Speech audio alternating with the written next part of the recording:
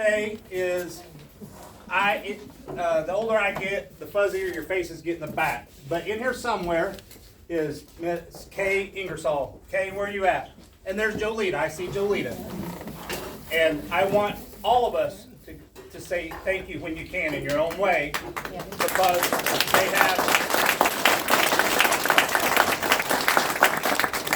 they have allowed. We were going to have this at my place, but it looked like weather, and I knew it was going to be a mess, and we don't want you in that kind of a situation. So they was gracious enough to allow us to use their property, their on their beautiful ranch, which in many people's opinion, if you've been around, I know long enough, it's a treasure for them to have this ranch and keep it like it has been. It should be known that it's Inola treasure, Rogers County treasure, and a state treasure.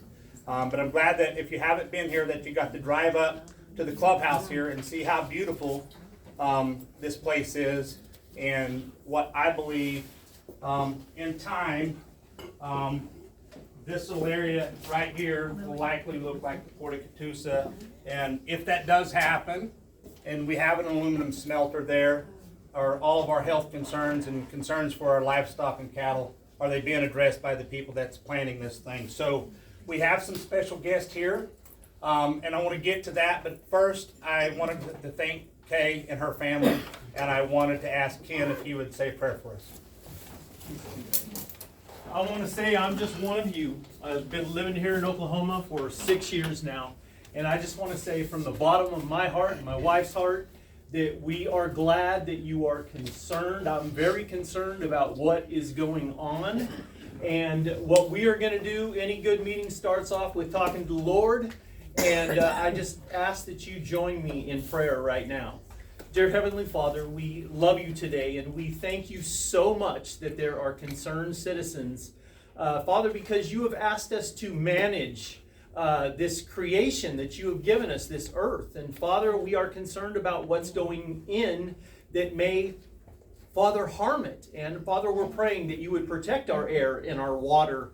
Father, that you would protect our soil. Father, that you would protect our loved ones and our neighbor from health problems. And Father, we are petitioning you right now that, Father, you would intercede in a great way, that, Father, we could just rise up and, Father, just show those that are in power that we mean business, and that, Father, we will just put our trust and our faith in you, and that, Father, your will would ultimately be done.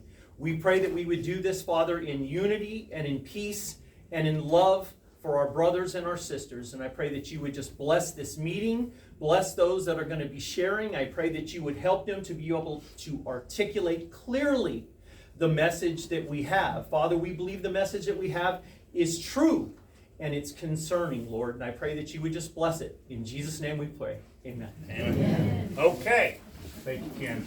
We have a few special guests here, what I would say special guests, because they're politicians, or soon to be, hopefully, politicians.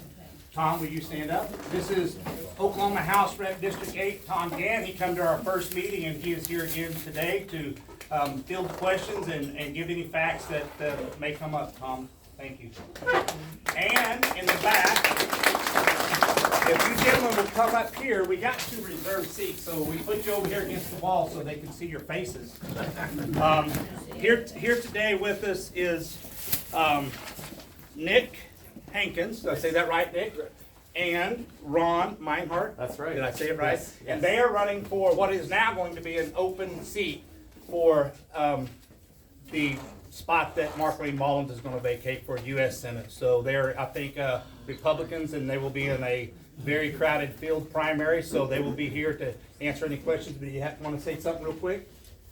Yeah, well, I can tell you we were here before the announcement regarding Markwayne Mullins. So we've been in this race already. I understand there's some newcomers that are going to be showing up as well. But I'm just delighted to be able to be here. Obviously, we didn't put this on. We're just from guests as well. But thank you all so much for taking so much concern, because otherwise I wouldn't have known about this. I'm up in Nowata, but we're going to get some of this up there as well. And I don't know if you realize, but we have some of the worst quality air in north of Tulsa and going up to Nowata, Ramona, Right. Veneta, some of the worst air already. My mom would contact me. She lives in North Carolina. She's always trying to get me to move back there. But she said, do you realize that your air quality is worse than Los Angeles at times? Actually, most days, if you look on the little air quality map, you can pull it up on your phone. And I said, no, it couldn't be correct. And sure enough, it was true. That's alarming. So this is only going to make it exponentially worse. But there are other things besides just from a health perspective. I'm also going to just briefly mention political perspective, because this industry is 60% owned. This business is going to be 60% owned by a company out of United Arab Emirates. Right. And what do you think is a $6 billion company is going to do in terms of influencing local politics and lobbying even state legislatures?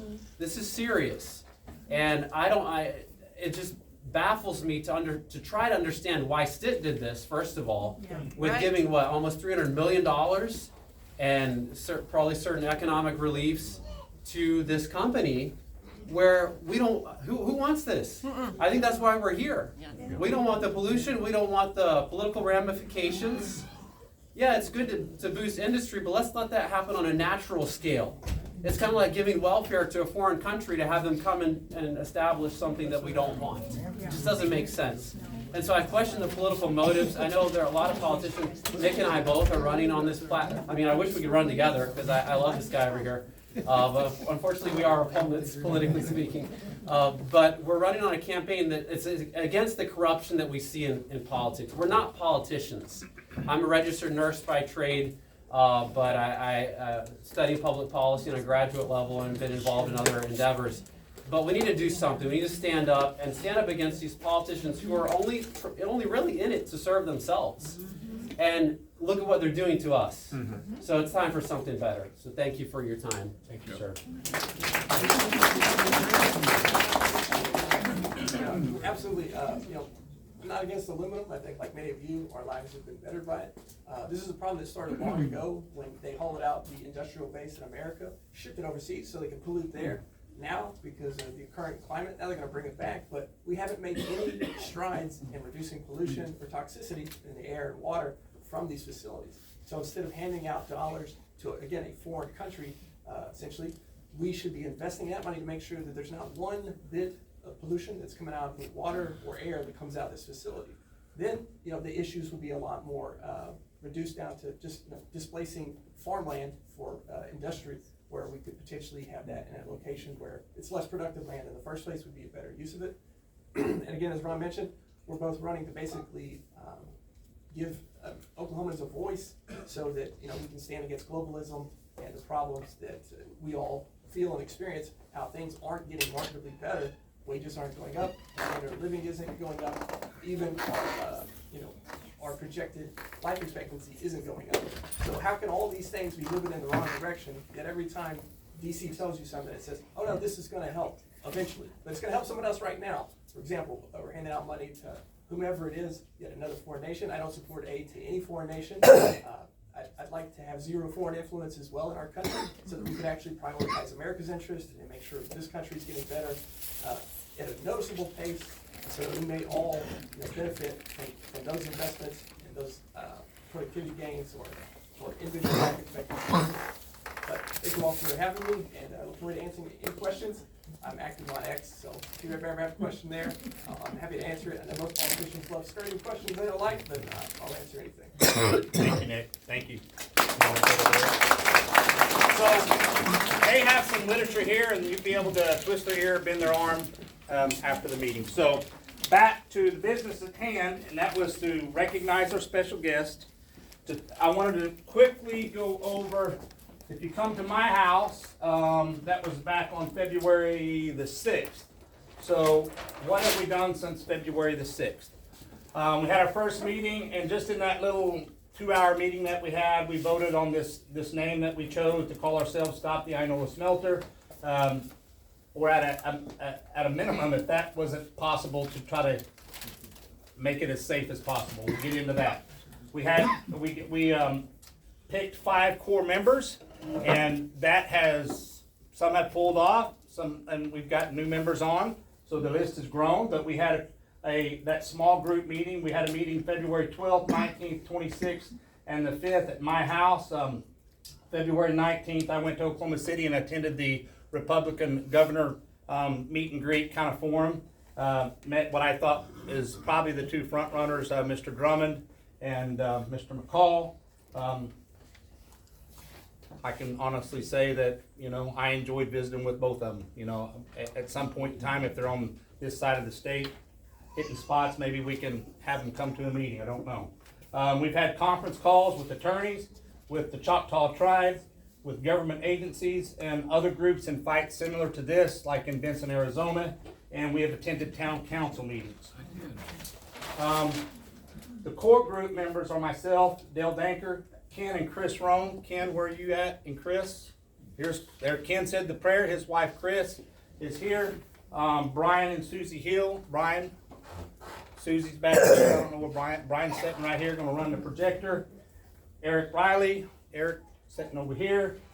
Lily Stevens. Lily is sitting right here.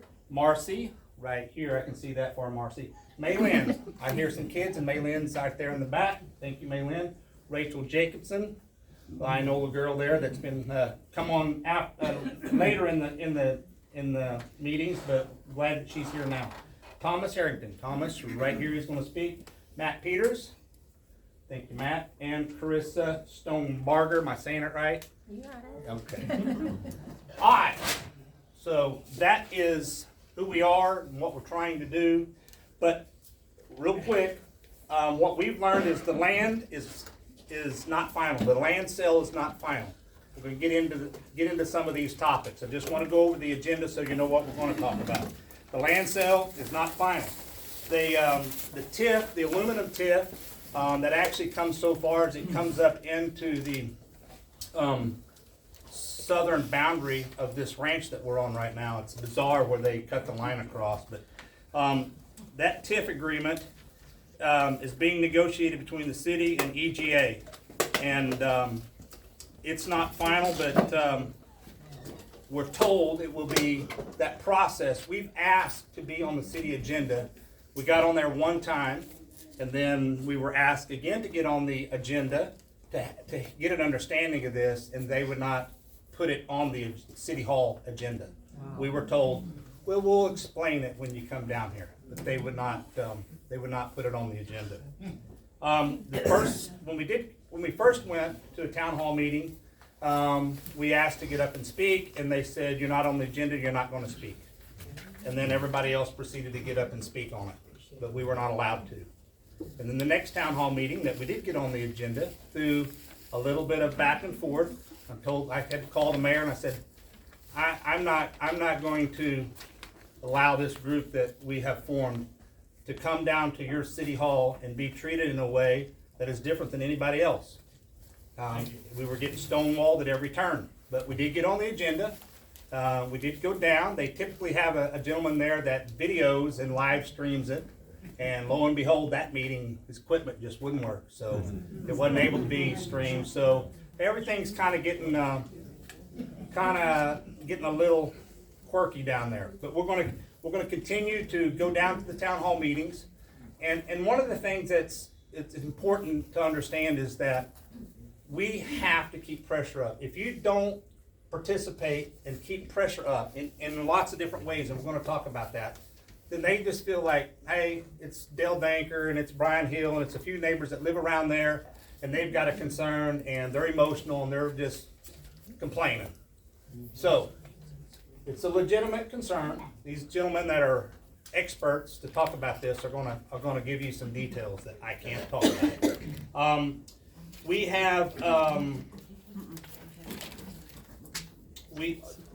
Chris, can you talk about our website and how we get information out? Because we're going to go from one extreme to the other, from paper handout to as the QR code. So Chris, kind of cover that for us. All right, so one of our goals is we want to put information in everybody's hands, whether you have technology or you don't. If you don't have technology, it makes it a little bit more challenging, because if you have access, we have put some QR codes around the room.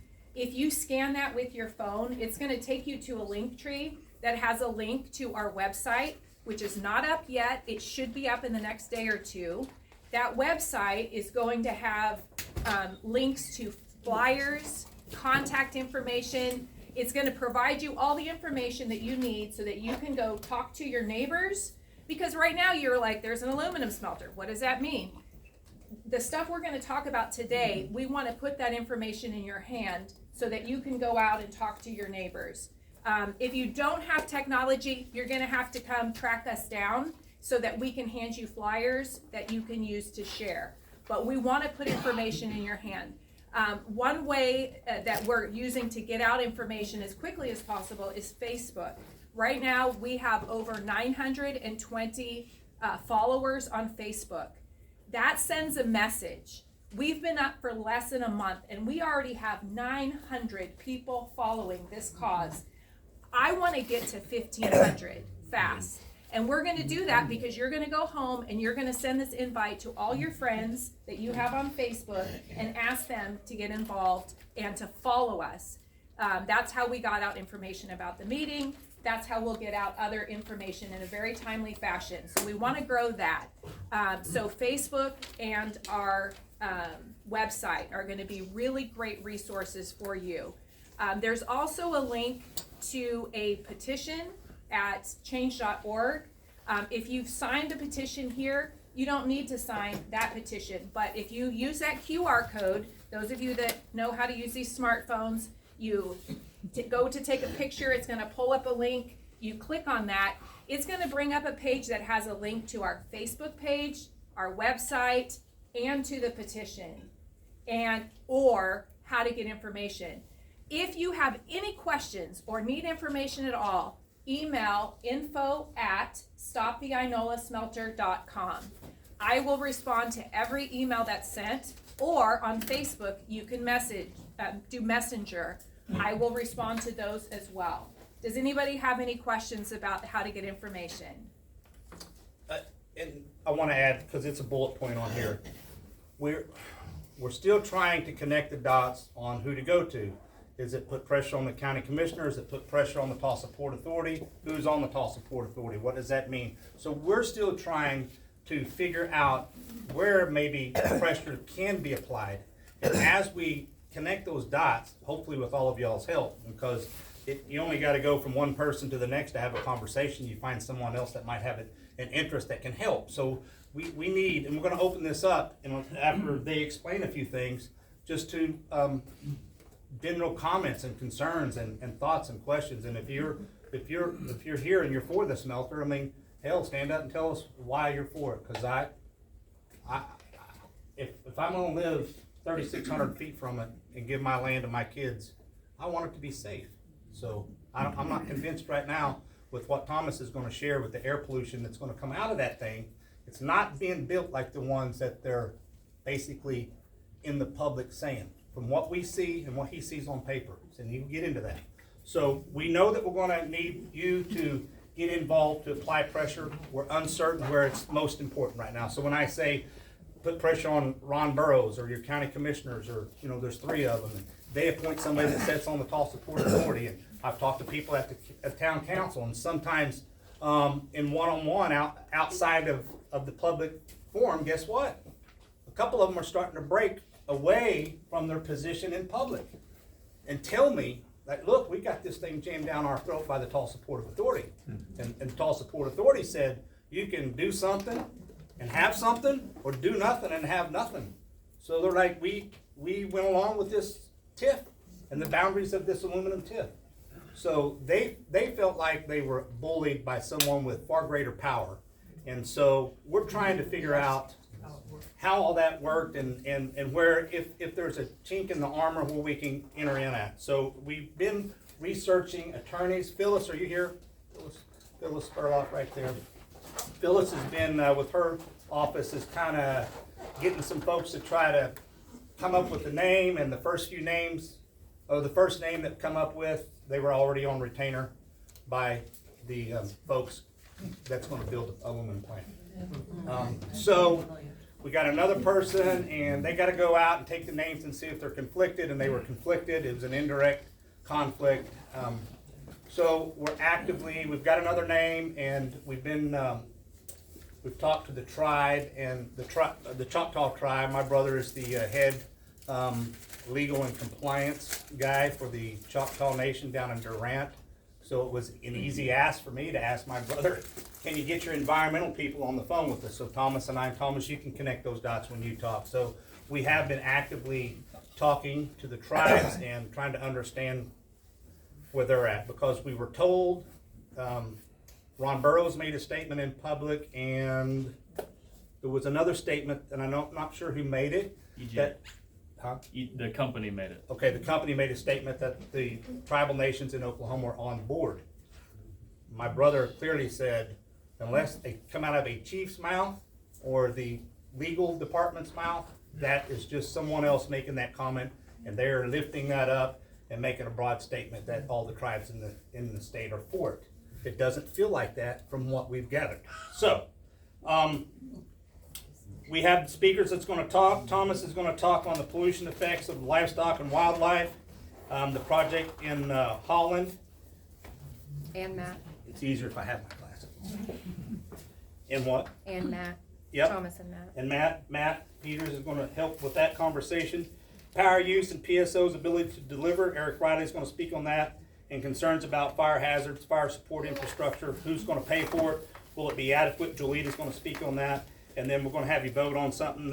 We've got a t-shirt that we're gonna try with a logo on that we're gonna try to get, so we're not sure at some point in time, we might need to show up and all look the same or in support of something. So we need you to vote on that in a little bit, and then we're gonna open up the general questions. So first up, Thomas, Matt?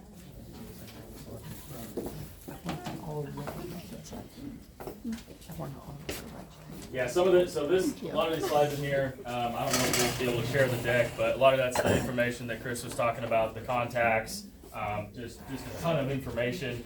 She said you can get that QR code, follow Facebook, get all this information. Once the website's up, we're gonna try to get all this, kind of the technical, hopefully a lot of the detailed information, links to the studies and everything that I'll kind of reference, and that'll help me kind of just throw out here. It'll be a lot of stuff. We're gonna try to keep it understandable, but there's so much stuff. Just to give you kind of a reference point, their air permit, which is one part of the documentation they have to submit, is 330 pages. So we've been trying to dig through that, trying to compare, and we'll kind of get into that, but just kind of bear with us on it. Yeah, a lot of the contacts here. And Brian, I think you can stop when you get to our little agenda point. I'll give it to Matt to start here. For anybody who doesn't know me, I'm Matt Peters. Lived here my whole life. Moved here in 1977. Right on. Who's your dad and where's your mom? My mom, Terry Peters. My dad was Jim Peters, no longer with us. Long time superintendent, high school principal. Some of you guys probably remember him. Probably busted a few of you a time or two. Dale and I had to talk the other day. So It was me. I'm a lot like you guys from the standpoint that not only am I from here, but I'm the last person to stand up and talk about any of this. You know, the fact that Dale says, you know, we're experts is the thing. I can tell you, Thomas is definitely more the expert than that. What I can tell you is that I've spent the last few years of my career on the other side of companies like this, or working in setting up manufacturing in other companies, and I know all the loopholes. I know how they push things through because I've been on that side, much smaller level. But the more I started looking at this 2 weeks ago, really, the consulting company that actually, what's the name? ERM, the public relations company. You guys probably, some of you may have talked to them around town. They were trying to share an office next door to me, so I talked to these guys when they first came to town. Heard their spiel, heard how they come in, and went everybody over to the good side and talked about how great this facility is. And you know, because I spent a little time in the Middle East, about 4 of the last 5 years been in and out of the Middle East. They were trying to get me on board with this, so it made me start looking more and more at it. And really, in the last few weeks, you know, I spoke with Rachel, and she sent me this map, and that's what scared the hell out of me, because the stuff that, you know, what they're claiming and what they're selling. But EGA, that's Emirates Global, that's a 60% company out of the Middle East, is partnering with Century Aluminum. Century is a longtime U.S. company. They run aluminum plants here in the United States. Most of them are shut down or are in the process of being shut down. either for financial reasons or other, but, what EGA has sold the state is that this is a green, this is all this new technology, they call it their EX technology, and it's gonna be cleaner than anything. It has nothing to do with pollutants. And it's an unproven technology. They just started it and they actually started testing it in their facility in 2025, and they're not even ready to roll it out commercially until 2028, if it works. But they sold the state on it, that's what they're advertising, that's what they're running, that's what they're, jamming down everybody's neck. It's a lie.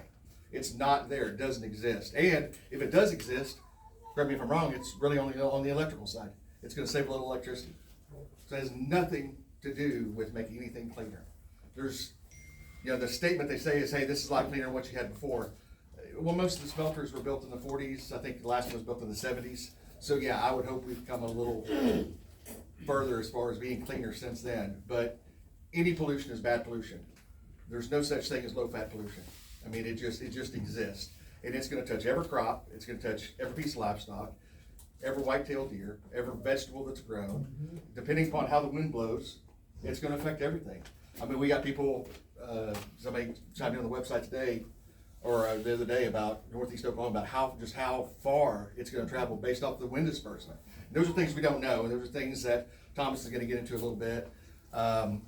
And basically, I'm just gonna sit here and I'm gonna turn it over to him, the things that he's gonna tell you. Oh, actually, first, let me get in. Does anybody know how aluminum's made? Are there any aluminum experts in here? I am. No. Okay, to really simplify the way it gets manufactured, they bring in alumina, it's a white powder, be brought in by barge. They'll bring it in and they'll stick it in, these, basically they call them, pots. These pots, there's gonna be 2 lines at the beginning? 2 lines. 2 lines. These things run the length of about 10 football fields. That, I mean, continuous, all the way down. They've got pot liners inside them. They bring this alumina in and they stick it in there. They run massive amounts of water, which the water will be coming from the Verdigris River. There are a lot of questions to be asked there about how much, and I mean, we're talking billions of gallons a year are gonna have to be recycled through this place. They do recycle to an extent, but there's a lot of questions about the water runoff and what are they doing. When this alumina comes in, they stick it in the pots, water, massive amounts of electricity come through it. Causes a chemical reaction, they add some carbon, at the end of the day, you get molten aluminum at the bottom of these pots. Goes on, gets turned into ingots and out the door. That's a very simplified, stripped down version. Lots of different areas in there where a lot of chemical reactions take place. There's a lot of air pollutants. There's just a lot of concerns, and none of them have really been answered. And I think that's the biggest thing that we've got right now is a lot of questions and a lot of things that you guys should be alarmed about if I'm alarmed about them. Because like I said, I'm one of the last ones to speak up. I think one thing I'll say I want to talk about Century real quick, and just so you guys know who our neighbors are going to be if this happens. Emirates Global 60%, they've promised 1,000 jobs. Those 1,000 jobs are not going to go to anybody here. I mean, I can tell you right now that the way that the Middle East does, everybody's an engineer. They've got schools right now pumping people through, giving them the technical training to call them an engineer so they qualify for the new visa program. So we're gonna get a lot of foreigners that are in here, or the Tulsa Port Authority. I mean, I think there's very few people that are gonna be employed there as well, that actually impact Inola. So the myth of 1,000 jobs coming to Inola is a myth. We've seen that with Sofidel. I mean, I think that's if you want to see how foreign companies come in and operate, it's a really good case for it. But Emirates Global they say they've got the cleanest technology, and they do, but typically their facilities that they've got are in Abu Dhabi and in Jebel Ali, Dubai. They're in the middle of sand. No agriculture around, no people around. Even the industrial park that they're in keeps them 5 miles, outside of it. This is kind of where they're coming here is different than where they've come before. I mean, there's actual, again, crops, agriculture, livestock. It's insane. Century Aluminum isn't the best aluminum company on the planet. In a 5-year period, they had 23 violations, federal violations, environmental violations that were extended periods of time where they broke the environmental laws, and were fined for it. So, again, everybody's like, yeah, well, they'll try to contain it, but how long does it take when the minute you complain about something to get somebody's attention, to get somebody involved, to get the state involved, to where they come in and find them? And it happened 23 times in 5 years, just in the South Carolina location alone. So when you look at, everybody's like, hey, it's clean, we don't have anything to worry about. History says different. I mean, and there's a reason why everybody needs to be asking questions. So Thomas is going to talk about a lot of the emissions. Basically, you start with permitting and then size of the project, a lot of the harmful pollutants, things like that. And let's take it from there. Yeah, so I'll introduce myself. Some of you may have been in a couple town councils. I kind of just started speaking at those, got involved with the whole group here. My wife and I have only lived here for about 6 years, but I moved to Tulsa and was starting to look for a house, and I bought a place in Inola because I wanted some land, wanted to be outside the city, didn't really want this in my backyard or anywhere in the circle, but I kind of just heard about it, started to get involved. My background is by no means, as much as Dale gets some help from us, by no means an expert in this. I do have a related background. I have worked, I have a background from chemical engineering degree, and I've been in oil and gas, kind of like Matt on the industry side, for my whole career. And I even started at Zeco, which we do flaring environmental controls. So I was pretty familiar with the concept of these air pollutants, a lot of the terms and stuff that gets thrown out. Able to read through this permit and kind of just make some comparisons. And like Matt said, by no means are these like, hey, we know this will for sure be 100% a problem. I can't tell you that. I can tell you that I looked at what they're showing us and I compared it to things that already exist, and it was a pretty big gap. And that was alarming to me. And we wanted to share that kind of information with you guys. If you're for it, if you're against it, I don't think it matters at this point, because I think you're not getting the product that has been sold. And exactly like Matt said, they're throwing a lot of buzzwords out there. I'm going to try to walk through a couple things that kind of key into exact statements that have kind of been made about it, and hopefully give you just some talking points if somebody says, oh, it's going to be, like Matt said, the safest, it's going to be better than any of the EPA requirements. Okay, why isn't that an accurate statement? Or why is that an accurate statement that's maybe a little bit misleading? So really wanted to start that conversation by telling you guys a little bit about how the U.S. air regulations work. This is kind of the main part of the process that I'm concerned about. We'll touch on water, that's another big one, and we'll touch on the physical waste as well, those spent pot linings. Very important, similar to the pitcher chat piles, there will be a physical waste associated with aluminum production. But the air emissions are kind of the only thing right now that we have a physical document that EGA has already submitted to the state, which is kind of why we'll focus on that, kind of where we got the impact circles, and where a lot of this information came from. You can go ahead and move to the next one. So this impact circle, we got the great map up here. It's on all the backs of all the handouts. We just kind of took the data that EGA had given, which is kind of the location of the stacks and the plants, which is kind of west, right on the river, right on the Verdigris River here, and then set up some boundaries based on, there have been studies done on these smelters, these primary aluminum smelters, and what is the radius of different impacts and how has that developed over time. One of them was actually done at the facility that Matt's referencing that's had these violations.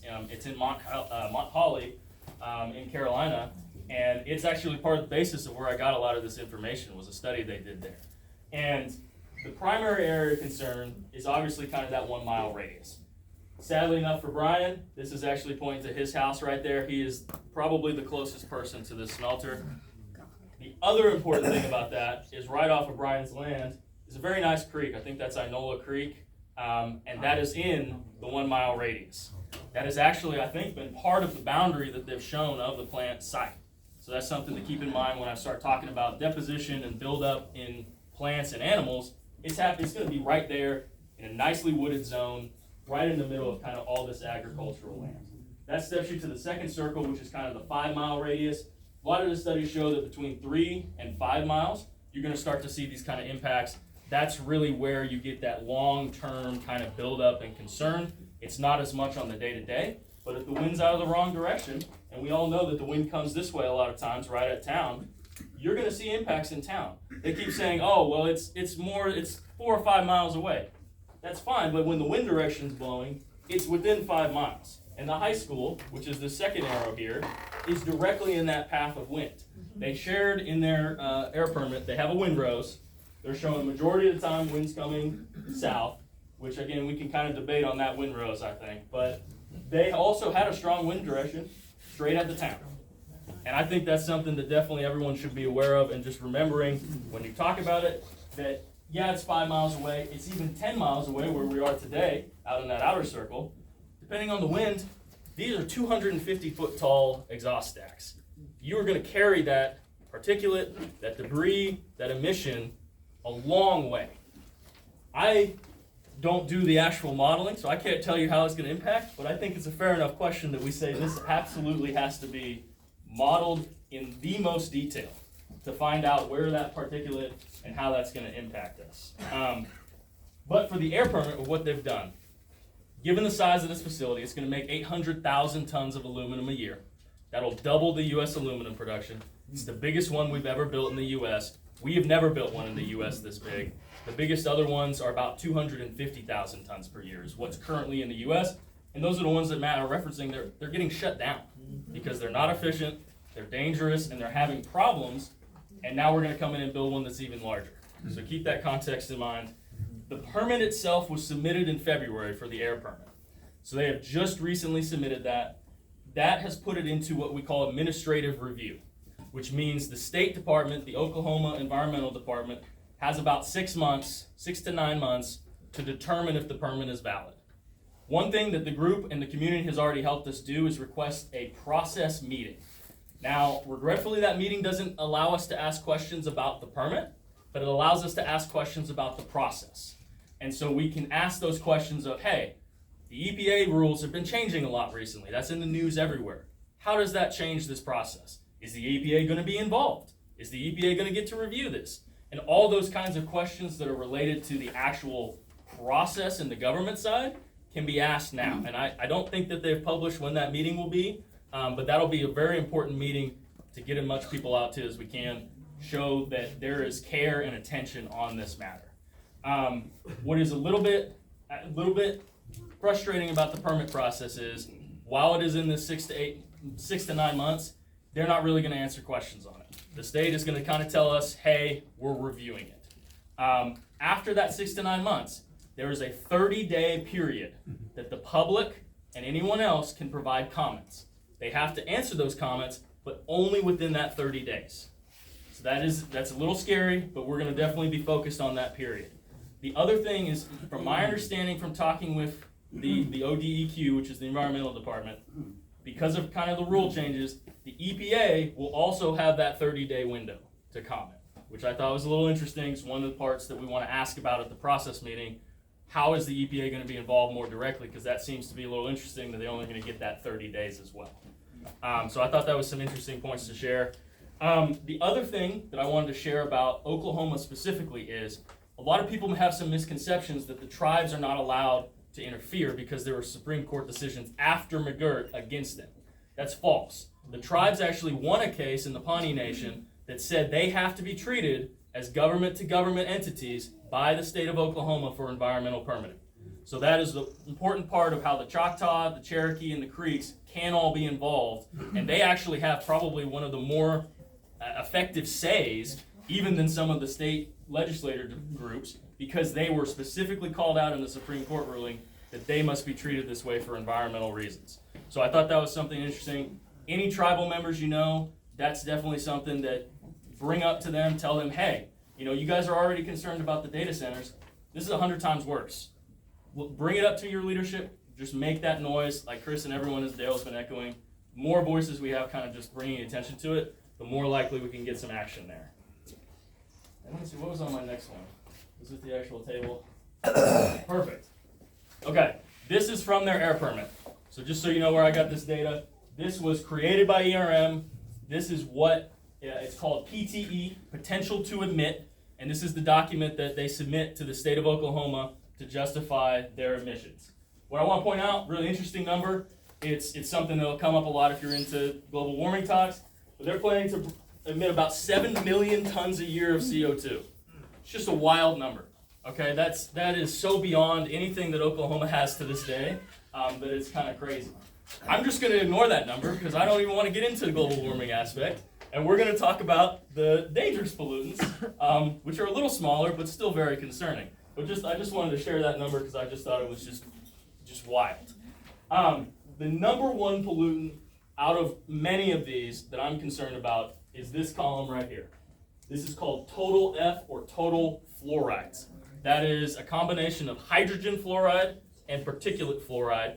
It comes from, like Matt mentioned, the process of when they're mixing those vats, there's an additional catalytic material that goes in that has fluoride as a component. This emission is very specific to aluminum smelters. That's why I highlight it. That's why it's kind of a unique one, is because not many other industry processes make this. I'm in oil and gas. I don't see this. I don't see fluoride usually.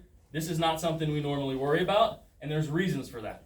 It is one of the most reactive substances. It'll react with almost anything. It doesn't go away. It's very hard to clean up. It is a problem in a lot of ways. Now, people say, oh, well, it's in our water already. That's correct.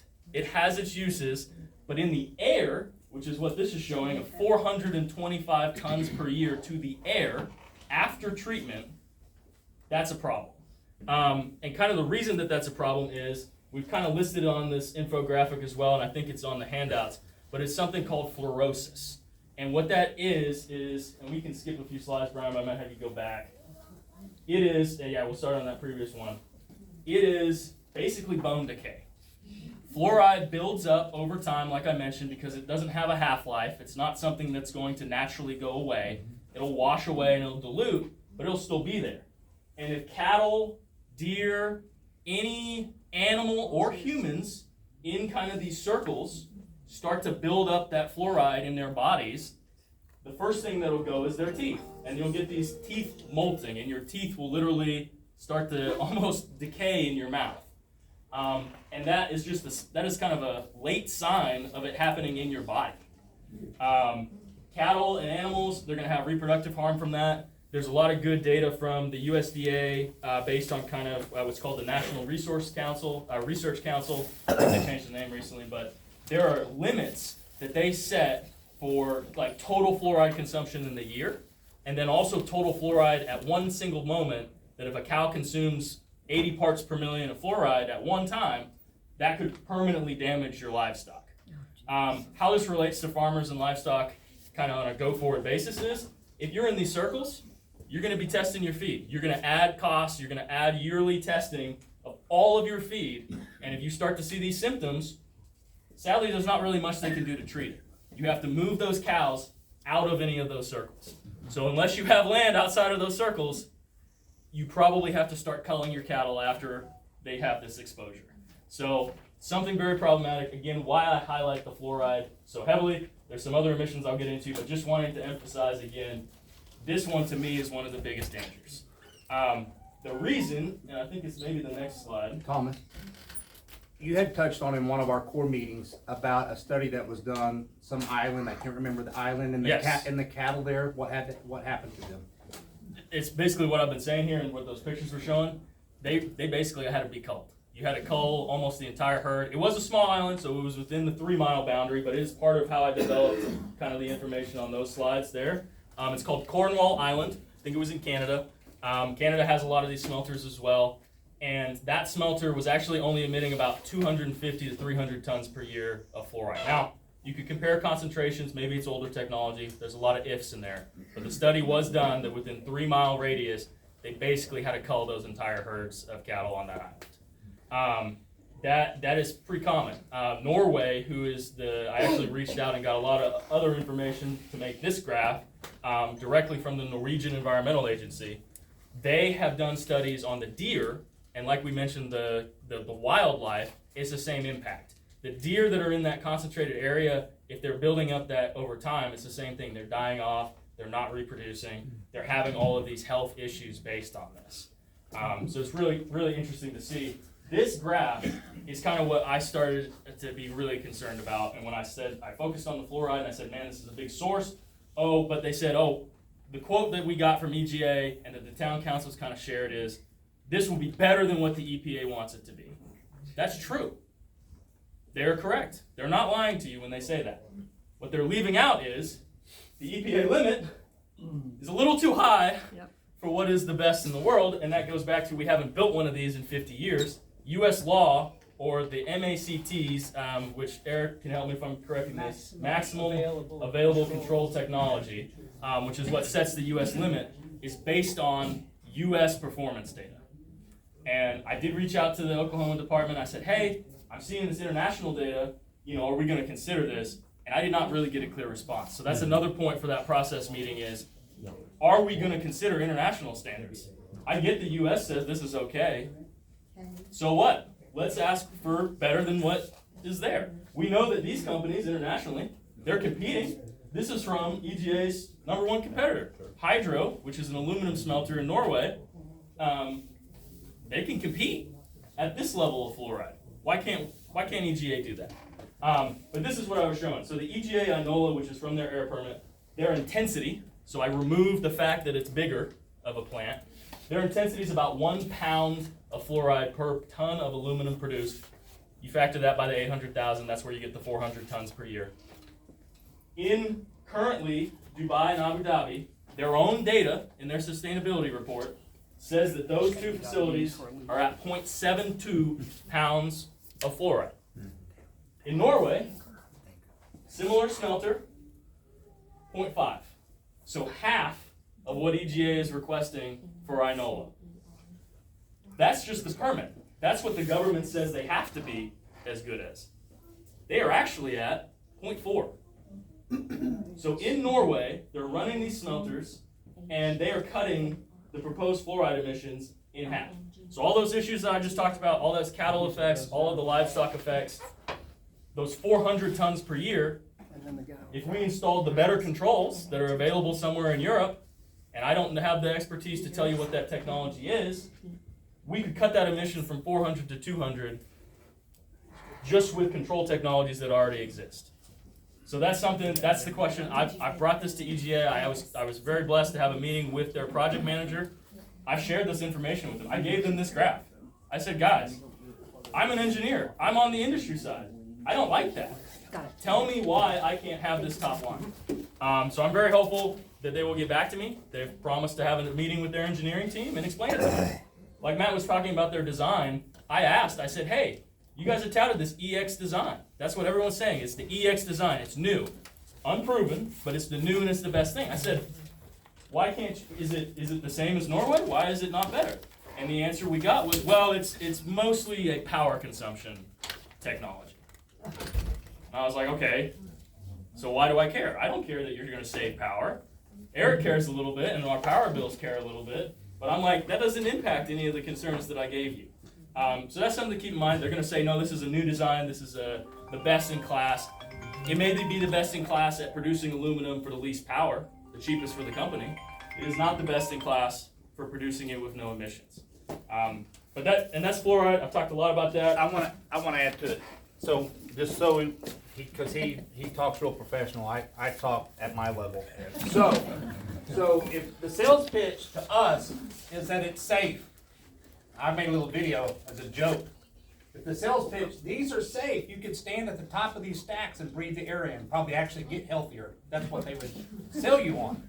But the reality is, it's not going to be like these plants. And he didn't make this up. This red line is what he got off of what they submitted to the say it again, Oklahoma DEQ. Oklahoma DEQ.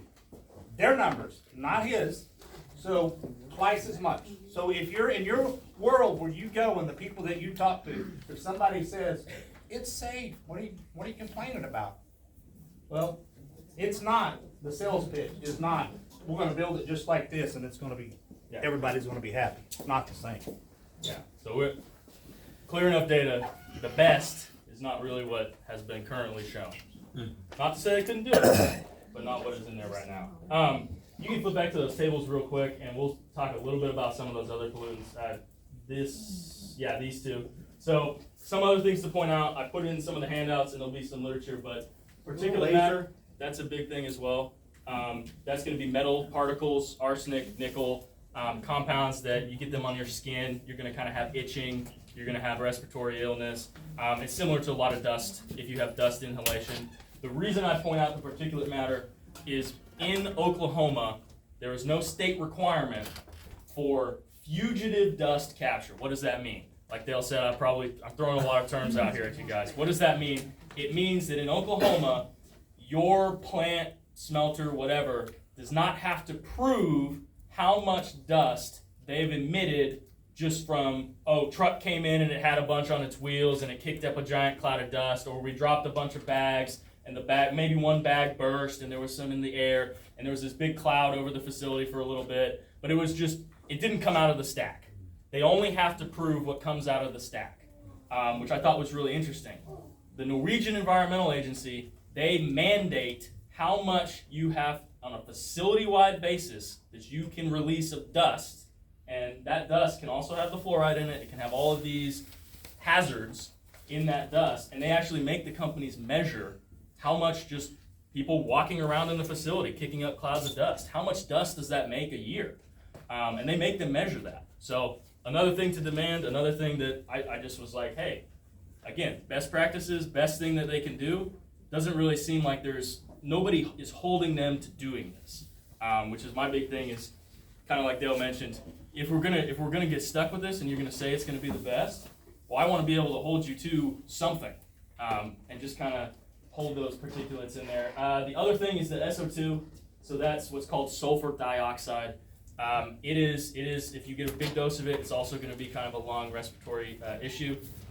It is one of the things you're going to smell that, and so that's that 1,500 tons per year. That's that sulfury kind of smell, that industry smell. That's pretty common just based on if you're burning stuff, you're going to get SO2. I did reach out to EGA. I didn't put it in this PowerPoint. Their sulfur is also a lot higher than what Norway is showing.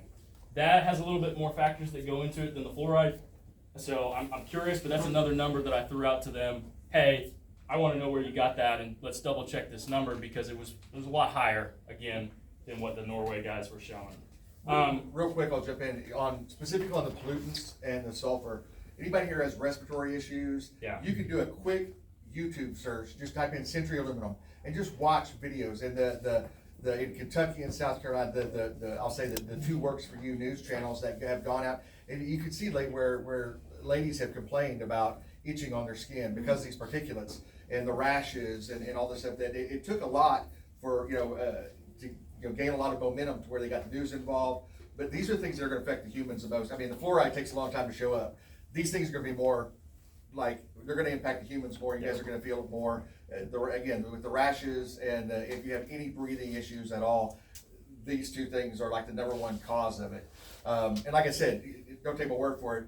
I ran down the rabbit hole and watched several videos. You can see the people talking and see the lady's arms and everything, and it all comes from it's Century Aluminum's process. So yeah. And Brian, we could go to that last one that we had, which was I think just another picture of the map here, and I'll talk a little bit on the water. Which one? That one? Yes. So this is just the same one. Thomas, if this was approved, where would this air permit rank in terms of the largest polluters in the state of Oklahoma? Depends on which metric they're going to use, but if you take kind of Total tons. Total tons, this is number one.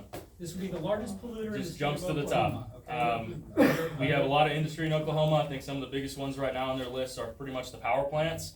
This passes all of those pretty easily. It's enormous. And I think that's kind of the important thing to take away is they're saying, oh, this is great. We have these. The U.S. does not have these. This is, like I said, I mean, it's 2 to 3 times bigger than any single aluminum smelter in the U.S. right now, which is crazy. It's really interesting to see, and all the problems that Century Aluminum's had. Interesting to see. But yeah, so I want to talk about the water a little bit. We've all kind of mentioned that. You can just visually see they're going to bring in all this base material on barge. It's all coming from the river, so a lot more barge traffic on the river, a lot more chances of issues here. All of those air pollutants I talked about all have the chance of influencing, dropping out in rain, runoff. All of those same issues apply to the water emissions. There's a little bit of confusion on the water emissions. I don't know if we have perfect clarity. We're talking with some people, getting a lot of help from the community as well. It sounds like EGA is not going to submit a water permit. EGA is going to discharge to the Tulsa Port Authority's wastewater treatment plant, which is then going to discharge to the city of Inola's wastewater treatment plant, and then discharge into the river. 3 steps away from that process. We don't know what that's going to look like, but that has caused me some hesitation because obviously Now the city of Inola is on the hook for proving that that wastewater emission was correct. A little questionable as to whether they have the expertise to that. I think they should have somebody else look at that perhaps. But it's right on top of the river, definitely one of our major concerns. What I want to talk about on the water emissions, since I don't have any of the data, the air permits where I got a lot of that other information, since I don't have a permit or anything to pull the information from, I just wanted to give you some references. Somebody at town council, I think last month, talked about Sofidel's breaches, their violations of their current permit. They've done that. They've had consistent violations. In 2025, I think they had 2 or 3 months where their total suspended solids, which for them is paper pulps and different kind of weird chemicals that don't normally show up, they had doubled their daily maximum limits on those particulates for consecutive months. And what I thought was the most interesting about this, which I think people have touched on here, is ODEQ sent them a strongly worded letter to stop doing that. And if they stop doing it, that's it. They won't even get fined. So that was really interesting to see. But it's just that it's the time of, hey, this issue is going to happen. How does that get remedied? That may take time. And I think that's something to always think about when we're saying, people say, oh, well, you know, they're going to be monitored, they're going to be policed. Yeah, when are they going to be policed? It might be months later. I think these 2025 ones, I think they're just now starting to get any sort of enforcement action from 2025. So kind of interesting to see that. The other one I wanted to point out, I think somebody else at town council mentioned, the Sinclair refinery in Tulsa has a lot of similar issues. And in fact, back in 2006 and 2007, they pleaded guilty to violating the Clean Water Act by deliberately hiding their wastewater discharges. And they had to pay a fine. It was a pretty big fine. It was a $5 million penalty. But how many years was that going on? And then they had to be sued. They had to go through court. They had to lose an appeal and then pay a judgment. And who did that help at the time for people in the river? I don't know.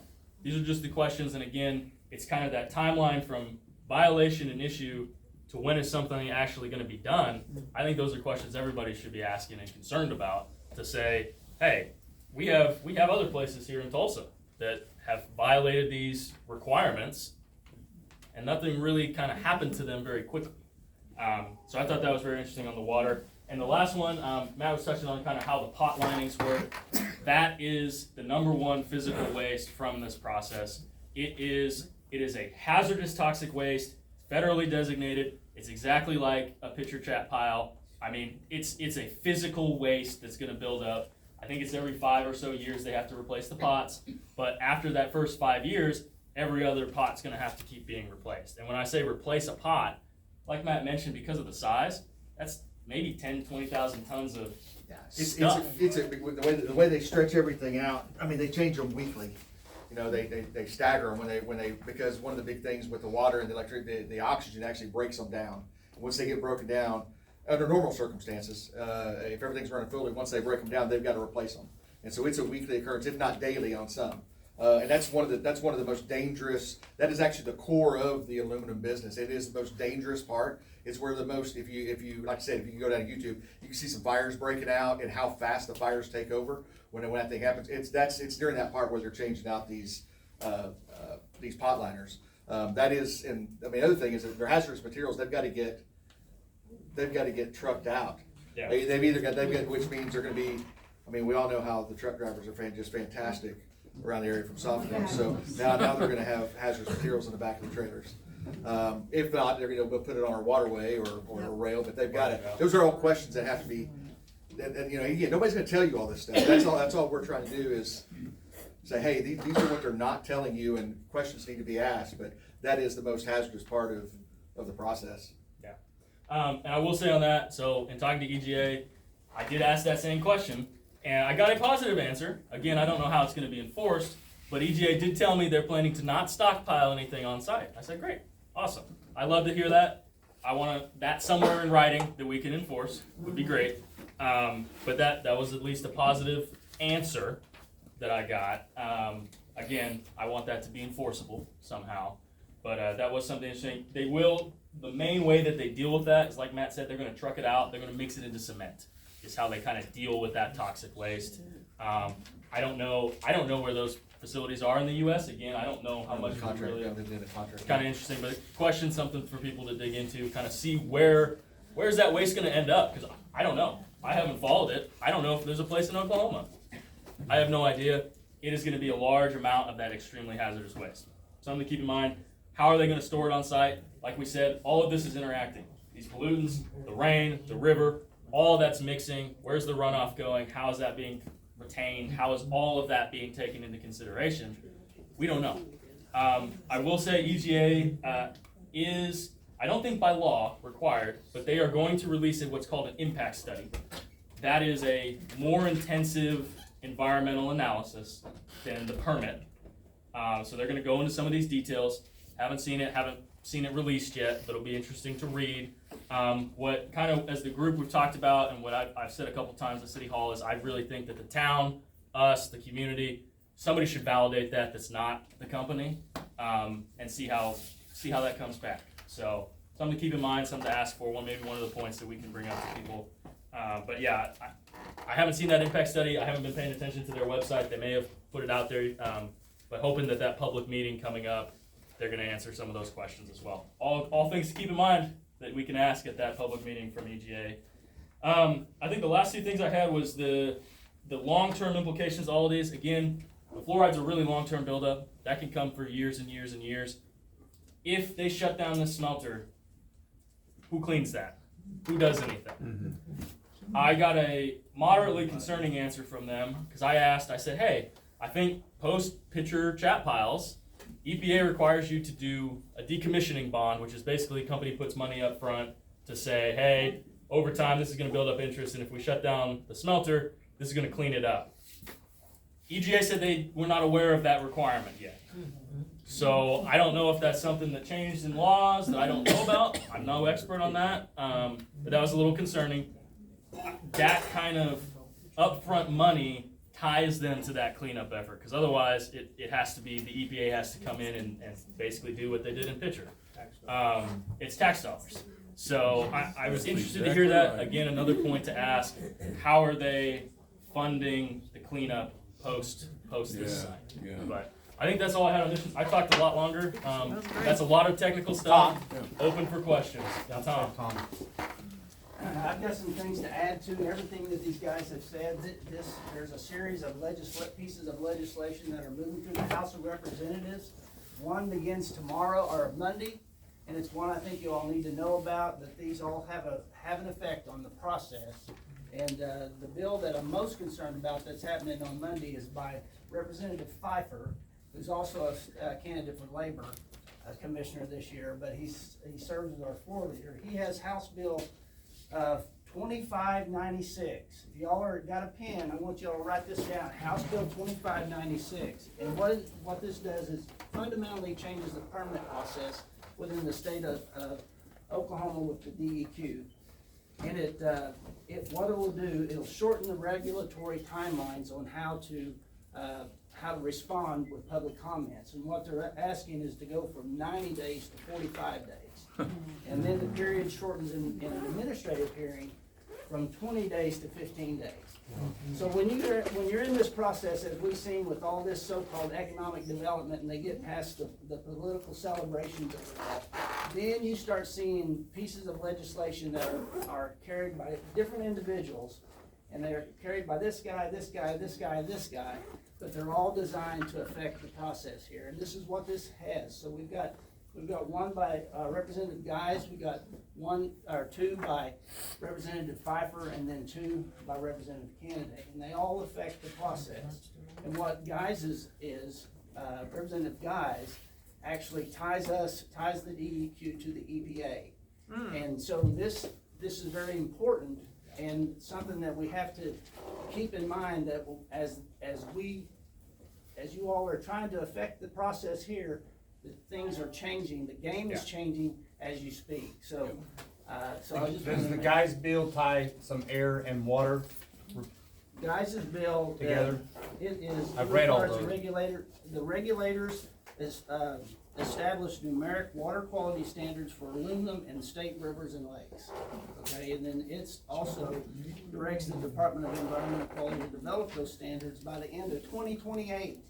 So that this is the only amendment to the bill. It went from 27 to 28. Pfeiffer's bill, if it's passed, it'll go into law in November of 26. So this all has to stay, this will all affect what you're doing and what you're talking about up here. And so the compounds into, because aluminum smelting and aluminum refining operations can release all these aluminum compounds into wastewater streams, those standards can become key regulatory benchmark for any aluminum-related industry and located along the waterway. So it's all gonna go into the verdigris at some point in time. So these, if you want the phone number of this representative who has this bill on Monday, his name is Representative Pfeiffer. It's P-F-E-I-F-E-R. It's Pfeiffer. His number is 405-557-7332. Ask him to lay the bill over. Ask him not to shorten the timelines. Ask him to allow the people to redress their government and their agencies and not rush this through.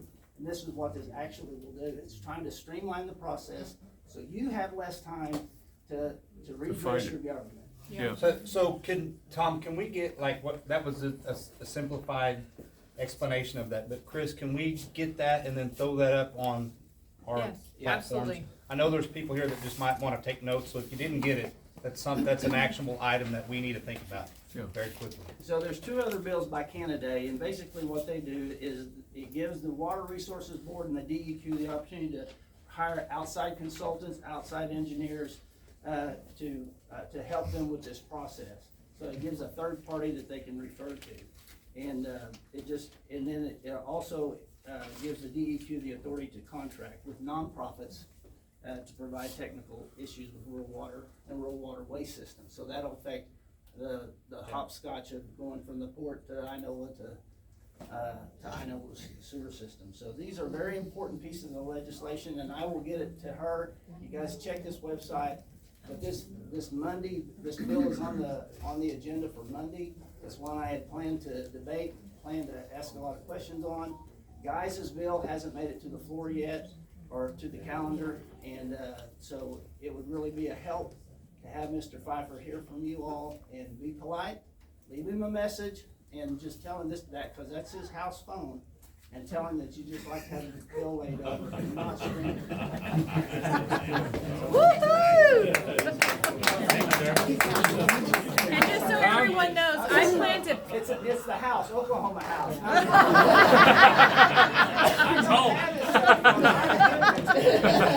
And I'm gonna put this information on Facebook. If you do not have Facebook, make sure that you email info@stoptheinolasmelter.com. Ask to be put on our email list. info@stoptheinolasmelter.com, so that when I send out email blasts, you will receive these updates. I don't send out a lot of emails, so the Facebook page is the best resource. But when we need action quickly, we'll send out an email. So make sure you're on our email list if you are interested. And I forgot to mention that I threw it out there kind of randomly, and Dale reminded me.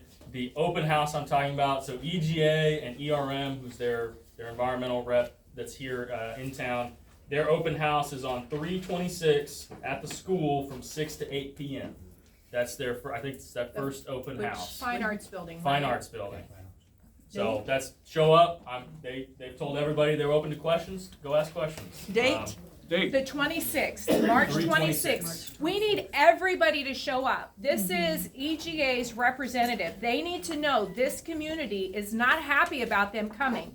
I don't expect them to answer questions, but show up with your questions. They're gonna have a slick sales presentation prepared for you to tell you how this is gonna be fabulous for our community. You need to show up and let them know very courteously, very professionally, we don't want them here.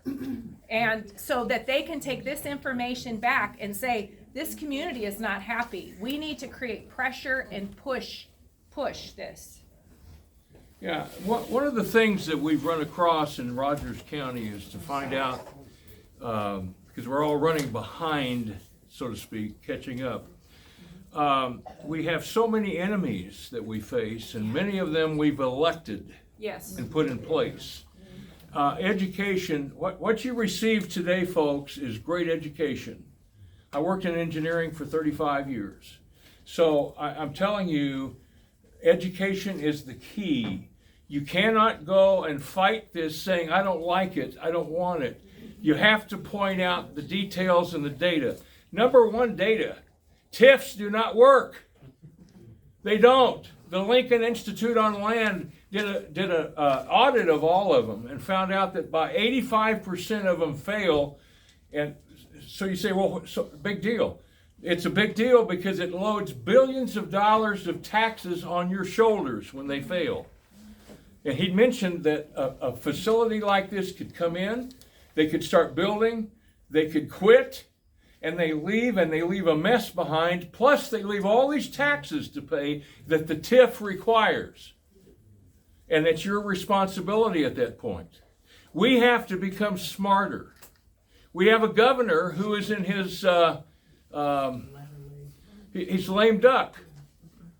I'm finding out he's a one world person. He's a one world government guy, it sounds to me like. We've got to stop this stuff and we've got to become smarter. I mean, he came to me and said, I'll come to Rogers County, Dean, anytime and speak for you. I've never called him. Never once. I want people who are grassroots people who want America to succeed as founded. So there's a lot of problems here, folks, and we have to get up to speed very quickly. The way to do that, John O'Connor's become a real good friend of mine. John says the thing to do is show up in hundreds of people at these meetings. Hundreds. We did that in Rogers County and stopped the commissioners from moving forward on something. And you know why? Because suddenly the commissioners who can't count, they see all these voters out there and all of a sudden they can count. That all of a sudden they can count. We've got to stop things like this. The AI centers, I have a lot of questions about those things. My point to the city council was to say, hey, put them in here if you want, but make them pay their own taxes, make them build their own building, make them pay their own electricity and buy their own water instead of having us do it for them.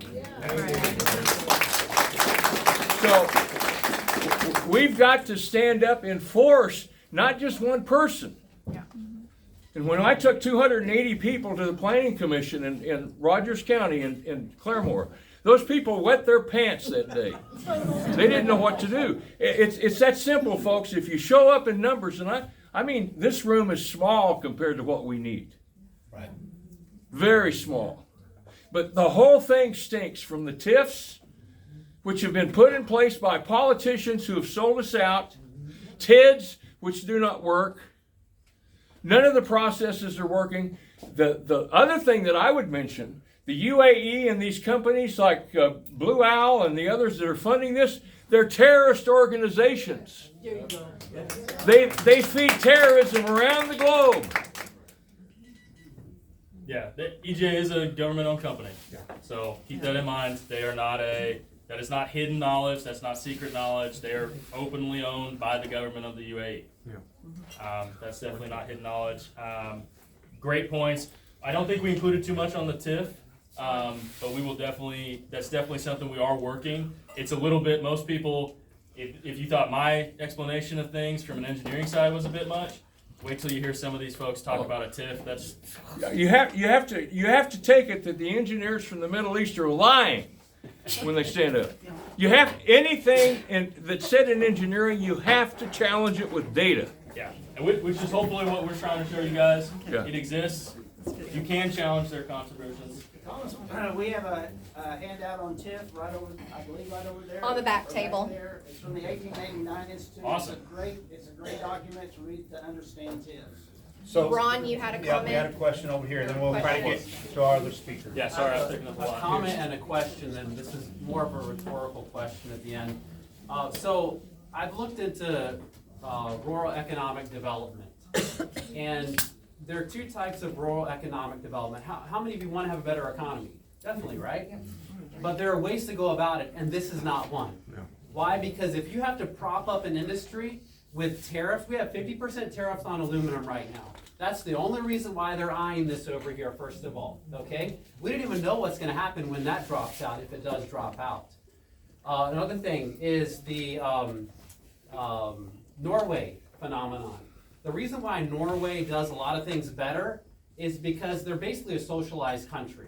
They tax their oil and gas industry, I think it's 70% tax, invest that into a sovereign wealth fund, and that's why they can spend all this money on pollution reducing things so that the company, it still remains economically viable.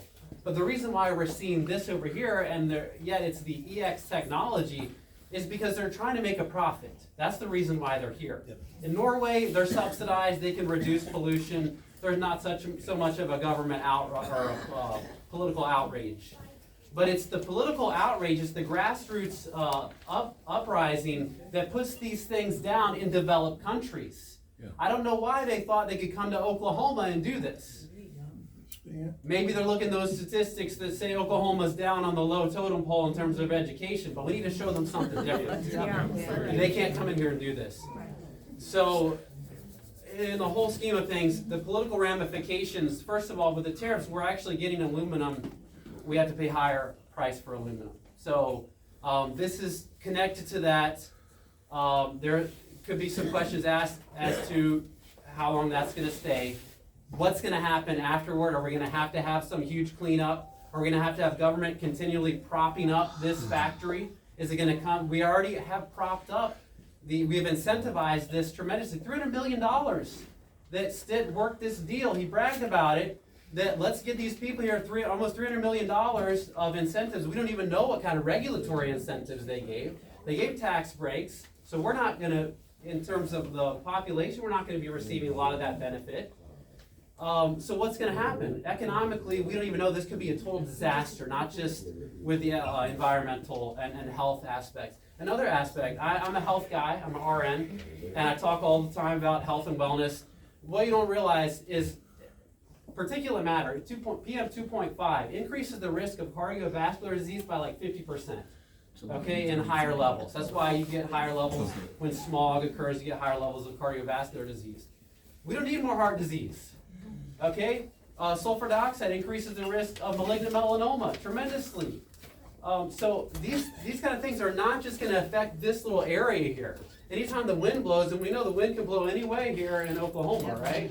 But I'm up here. I don't want that stuff going up into my land and my children going out and breathing that air.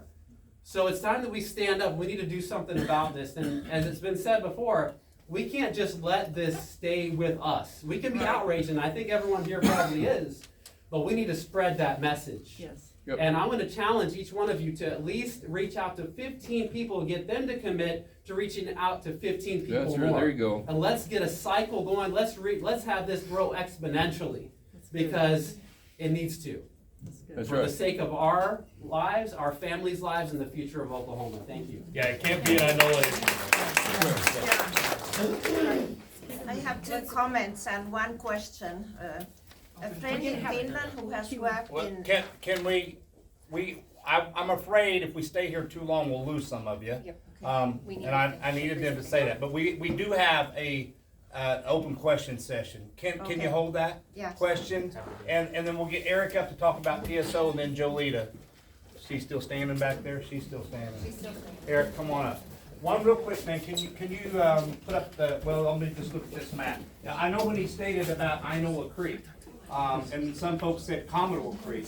Eric Riley and I, the Commodore Creek splits our property. Eric lives in Marlon and Jeannie Brown's old house and property. You're a longtime Inola resident, so that's where Eric lives at.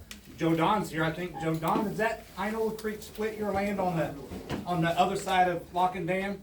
And then it runs on back and I think maybe hits behind Red Millers and cuts across. That's that deep water ravine that's out there, right? That's what they're saying is Inola Creek. I know the creek's back by the sewer plant. There's a deep water ravine there that I know that's a huge concern. And the plant's gonna sit south of that.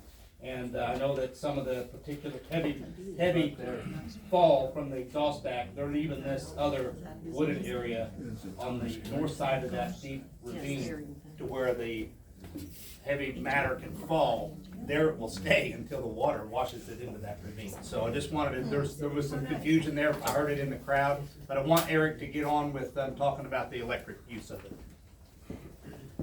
So like Dale said, I'm Eric Riley and I'm his neighbor, and I'm an engineer.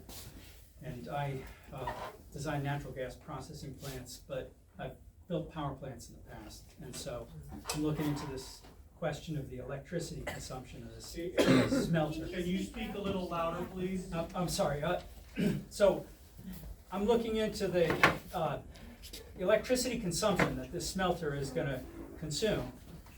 This aluminum smelting is primarily an electrical process that it consumes an insane amount of electricity.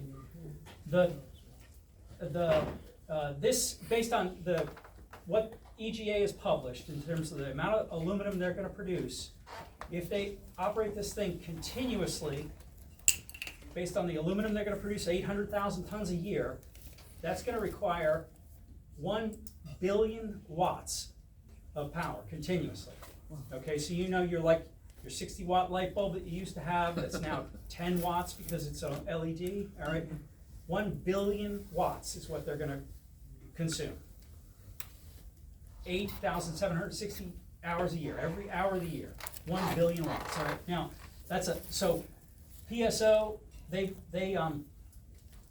do their planning in millions of watts. All right, so it's a billion is 1,000 million. So the entire PSO system is right now it's about 4,500 million watts. Okay. We're going to add 1,000 million watts to this system, is what they're planning on doing. And they're showing it, they're projecting it in this box of power shortfall in 2029.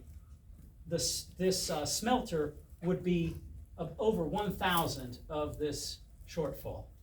And if you look at that, that's just an insane fraction of PSO. They have not made any plans to build these. They're going to have to build these power plants. I guess that's the key point here. Is they're going to have to build 1,000 megawatts of power plant capacity somewhere near here to feed this smelter. All right. And is that going to be coal? Well, no, it won't be coal. PSO is shutting down all their coal plants. And it's going to be fired by natural gas is really what's going to happen. They'd like to, EGA is telling the world it's going to be Oklahoma wind power. Okay. Right. No, they are. This is going to be green aluminum, is what they're saying. All right, but they're going to build gas-fired power plants to feed this thing. Is what they're going to do. And PSO's going to do it. If they get their way. This all has to be approved by the Corporation Commission, and I'd say that this is a big risk that EGA has. That is, we can apply pressure to the Corporation Commission and hopefully prevent this from happening. One of the reasons that EGA chose Oklahoma is that we have had historically low industrial electric power prices, but that's history. I mean, we don't have any more excess power, and all of the new power that has to be built here is going to be built at prices that are competing with power for data centers, which is very high prices. Yeah. So, this is not cheap Oklahoma power. And I guess Eric, you said what's the shortfall? Well, so this is the all right. So what they've got here is capacity need is the black. All right, this is what PSO is projecting for each year of how much power customers are going to consume, and then on the other side they've got how much power they have. All right. All right, and then, so you see that they've got, in 2026, they're showing that they've got a little bit of a surplus of power. In 2027, they're pretty much even. And 2028, they're 470 million watts short. And so they're trying to get, they have to plan for new power generation. But in 2029, they're 1,766 million watts short of generating capacity as a result of this deal. Is this total, does this include all the data centers that they have planned? Well, this includes everybody that's signed contracts with PSO. Okay. And so what this was just published at the Corporation Commission, and what it's sounding like is that PSO has signed some sort of a contract with EGA, is what it sounds like. Eric, just out of curious, for example, a plant over by Locust Grove, how much energy does that plant put out? You're saying The 1,000 GRDA plant, megawatts. I think the coal. 1,500. Yeah, so the, all right, so the coal, those coal units, I think were like 400 or 500 each. So those two big coal units amounted to 1,000 million watts. Okay, so those two coal, all right, the two big coal plants at GRDA at Locust Grove are what would require to feed this smelter. Yes. All right. And what, if you hang around and listen to these guys talk enough, what I've learned is that everywhere you've driven by the power plant in Ulagal, the one over here on the Grand River, they're all hooked up to, what's the name of the grid? Southwest Power Pool. And when one of them goes down, the other one picks up, and so they're all feeding on to the grid that all these data centers and this aluminum plant pull off of while trying to service all of us in the contracts he's talking about. So those shortfalls, they have to be addressed somehow with more capacity. And Eric, speaking from both of our industries, in Texas, there's the same chart exists for what's called Encore Power in Texas. And on a corporate level, we are generating behind meter power because this graph, Encore will not meet. And they have not been able to get us power on time. So like as a corporate level, we are factoring in self-generation and still trying to remain profitable because of stuff like this. So it's really interesting to see EGA say, no, PSO's got it, we're not gonna do this. So that was just something else I thought, and Eric's seen that same stuff too on the. Too many problems. Now, if I was PSO, okay, where would I build my power plant?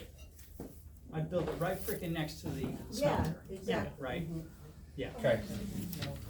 We'll take a couple more questions and then get Jolita up here. Then just open the whole floor One up. more question there. I'm sorry, we're gonna have to hold questions, we can't have Q&A. Okay, let's do that. Because we're gonna add Carl Day. Okay, thank you, Who's Carl. our All right. ex fire chief, Yep. and with Jolita.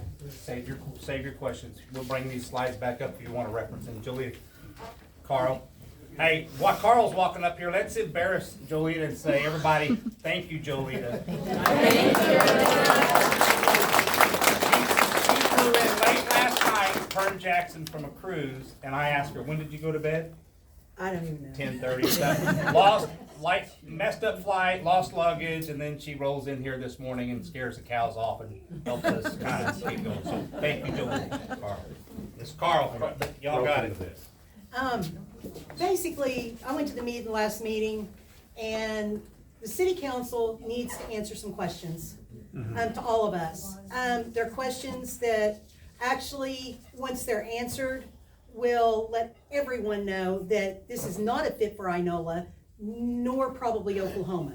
Will it go somewhere in the United States? There's a ton of places in the United States that it probably will go and go well, but not in Oklahoma. Panhandle. You know, well, I mean, No. you've got to look at what Oklahoma has to offer. What's our economy built off of? It's oil and gas, it's agriculture, it's aviation, and it's park and recreation. I'm not sure exactly what an aluminum plant would do to aviation, but it certainly does not add one thing to the rest of our economy. It takes away from the rest of our economy. And we all live here in Oklahoma. I think we all kind of like Oklahoma the way it is. And we may not have the best of everything, but we also have, I mean, our cost of living is so low compared to everywhere else. That's why they're wanting to come here. From what we've been told, you know, the city says that they kind of got forced into making all these decisions the way they've made them. Right. There's no reason to not believe them. I don't know. The port sounds like has bullied them pretty hard. Whether that's true or not, I don't know. But our biggest concern in Inola, I mean, obviously the environment, I mean, that's, you know, that's a no-brainer there. But we do not have the infrastructure to handle even Sofadale right now. We can't even keep up with the roads there, okay? So how in the world are we gonna keep up with this? I blasted off a series of questions and Carl can finish up, he can answer part of these. I only got one answer to all of these and maybe they'll answer some of them. But how many resources in the dollar amounts has been spent or expended on Sofadale from the city, county, and state on infrastructure like roads and the fire department resources that our volunteer firemen have gone out and done stuff out at Sofadale? How much has Sofadale actually given back to our community in dollar amounts? They answered that one, 0. But they're going to. It's coming. Okay, that's what they said. Please provide resources of how Sofadale has been a benefit to the Inola community, the city, the school, the county, in monetary figures. Can anybody answer that? We need these answers because if Sofadale can't do it, the aluminum plant dang sure is not going to do it, okay? It's going to add to the problems. What is the benefit of Sofadale? Is it coming? How long is it going to take to come? Or are we just going to continue to provide taxpayer money to Sofadale, like the last TIF we just passed for them, to expand? Okay, so then we get into the fire portion of it, which is scary for anybody. We don't even have one truck. We've got 2, one's 30 years old. Okay, so to even fight one of these, it takes chemicals to fight an aluminum fire. Okay, who's gonna buy the chemicals? Who's gonna store the chemicals? Who is going to be responsible for getting rid of the chemicals when they expire? The city needs to answer all this stuff because it does matter. On down the road, it's going to matter because somebody's gonna have to pay for this stuff and take care of it. Are we gonna have a paid fire department? Well, I doesn't look like it. I mean, I don't know where the money's gonna come from. Who is gonna be responsible for training the firemen for these chemical fires?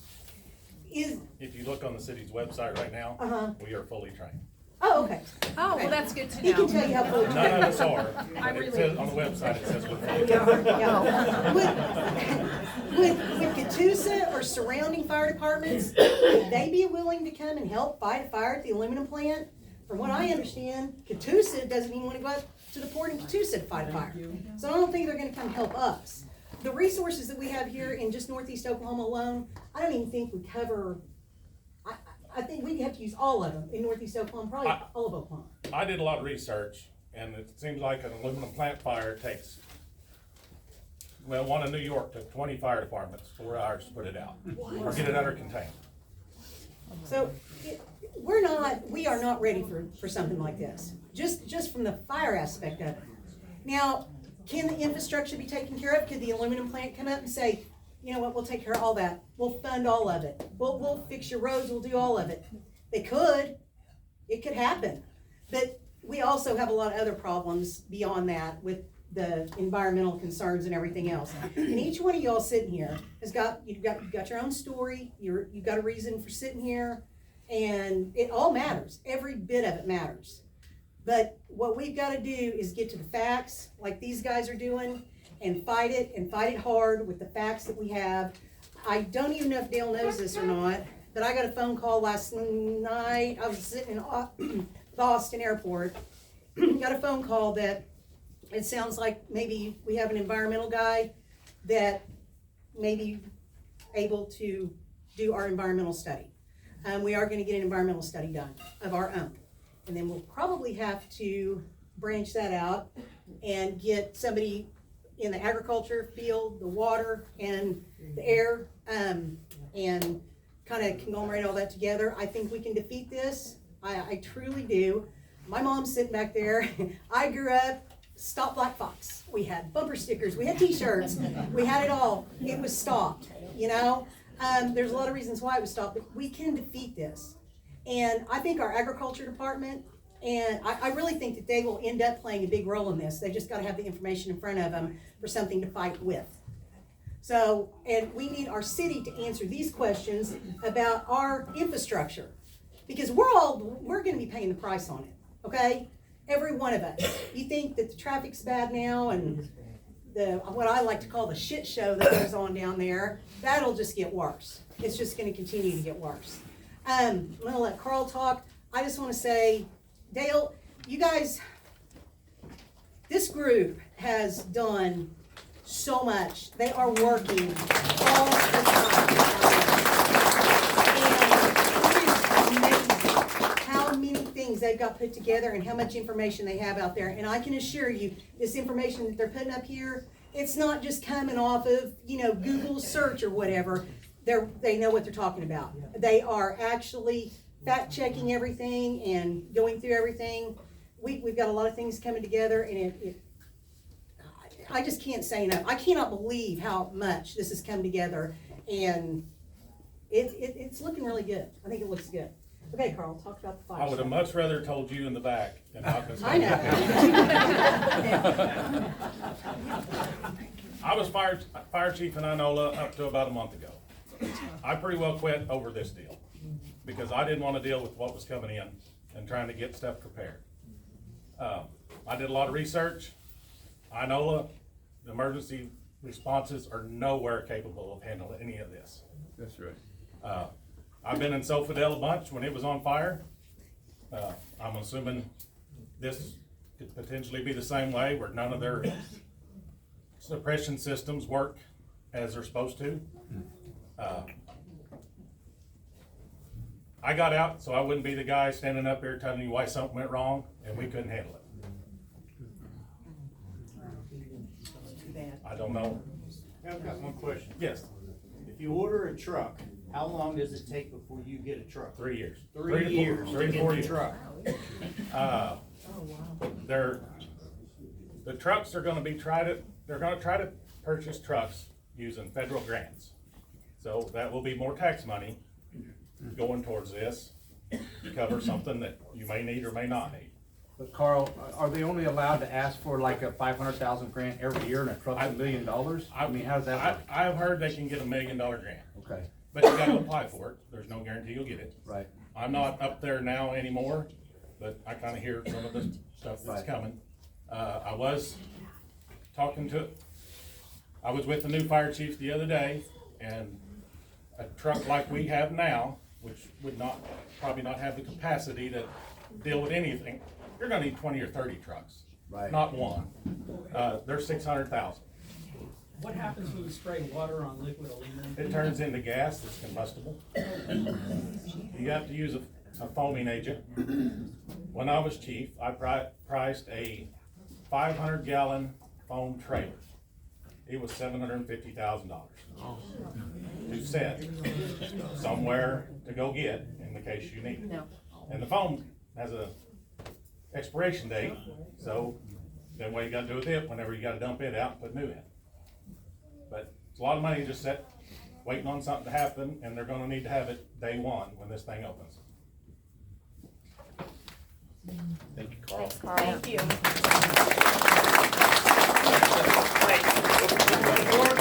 Before Carissa comes up, they keep telling me to say stuff, and my head's got so many things in it, I probably am not gonna say it correctly.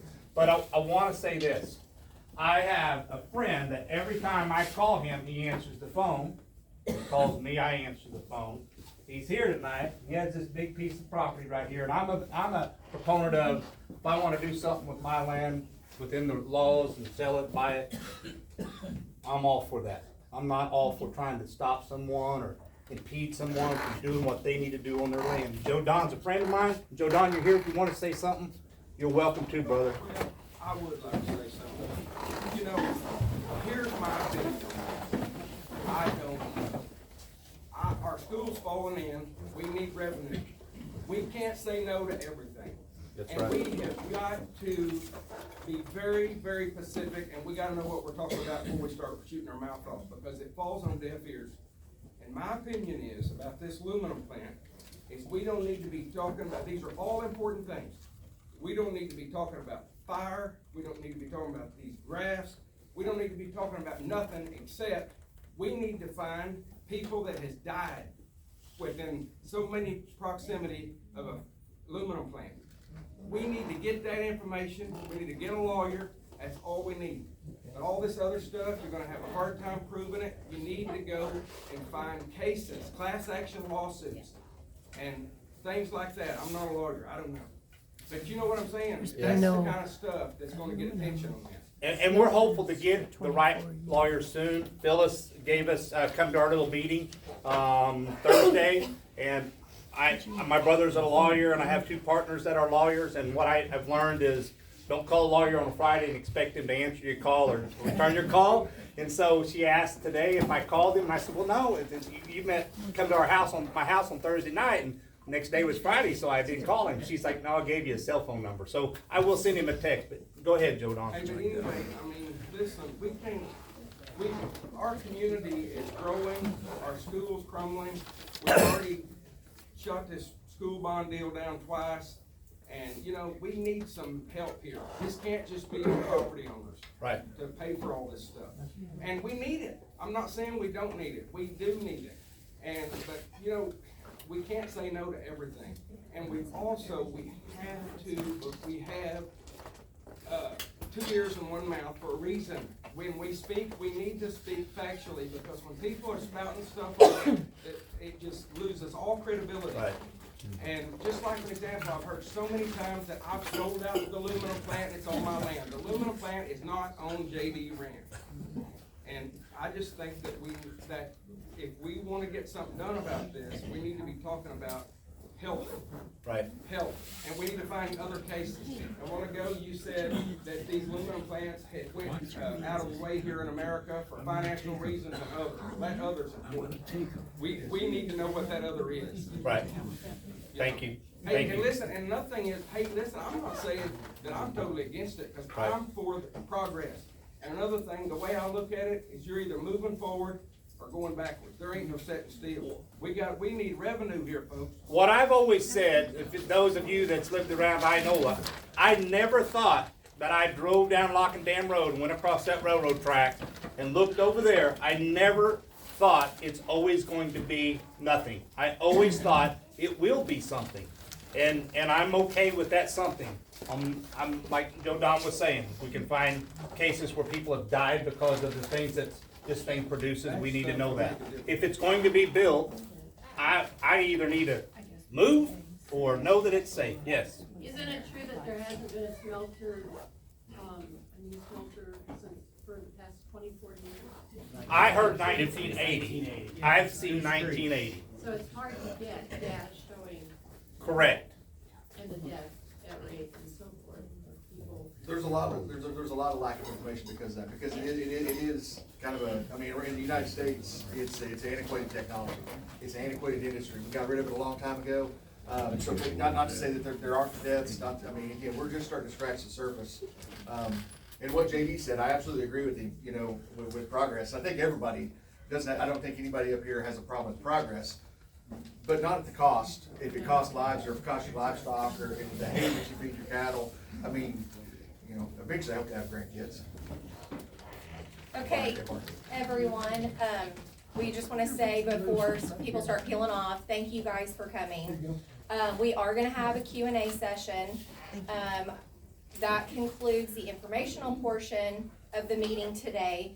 Again, a couple of reminders. The city council meeting is Monday at 6 o'clock. Public comments is first up every time. If you would like to sign up, and we're not asking you to, but if you feel like that you have something to say or questions to ask, that they can get back to you at a later date. Be there by 5:45 to sign up and put your name on the list for that. And there will be a very big announcement Monday night at the city council meeting. You guys are gonna want to be there to hear it. You don't wanna see it on the news or read about it online or in a paper. You guys will wanna be there to hear it. Again, follow the Facebook page, Stop the Inola Smelter, and the website will be up in the next day or two, and that is stoptheinolaSmelter.com. But we will follow up and have paper handouts we'll put those items together and continue passing those out to different communities, including in Inola and outside of Inola at the end of each week, like we've been doing. And I think with that, we're gonna open up for Q&A. So we will go around the room. First hands we see up, I'll come around and kind of give you a touch on the shoulder to let you know you're either up or you're next in line, okay? As you leave, if you have not signed the petition, please do so before you leave, please. Okay, I know some may leave, but we're gonna get the questions, and I'm probably not gonna be the one that answer, but I will point to the one that can hopefully speak on it. Debbie, again, Okay, Oklahoma Energy Today, if you want current information about anything OCC, anything going on with data centers, smelters, Jerry Bowen is a trusted professional.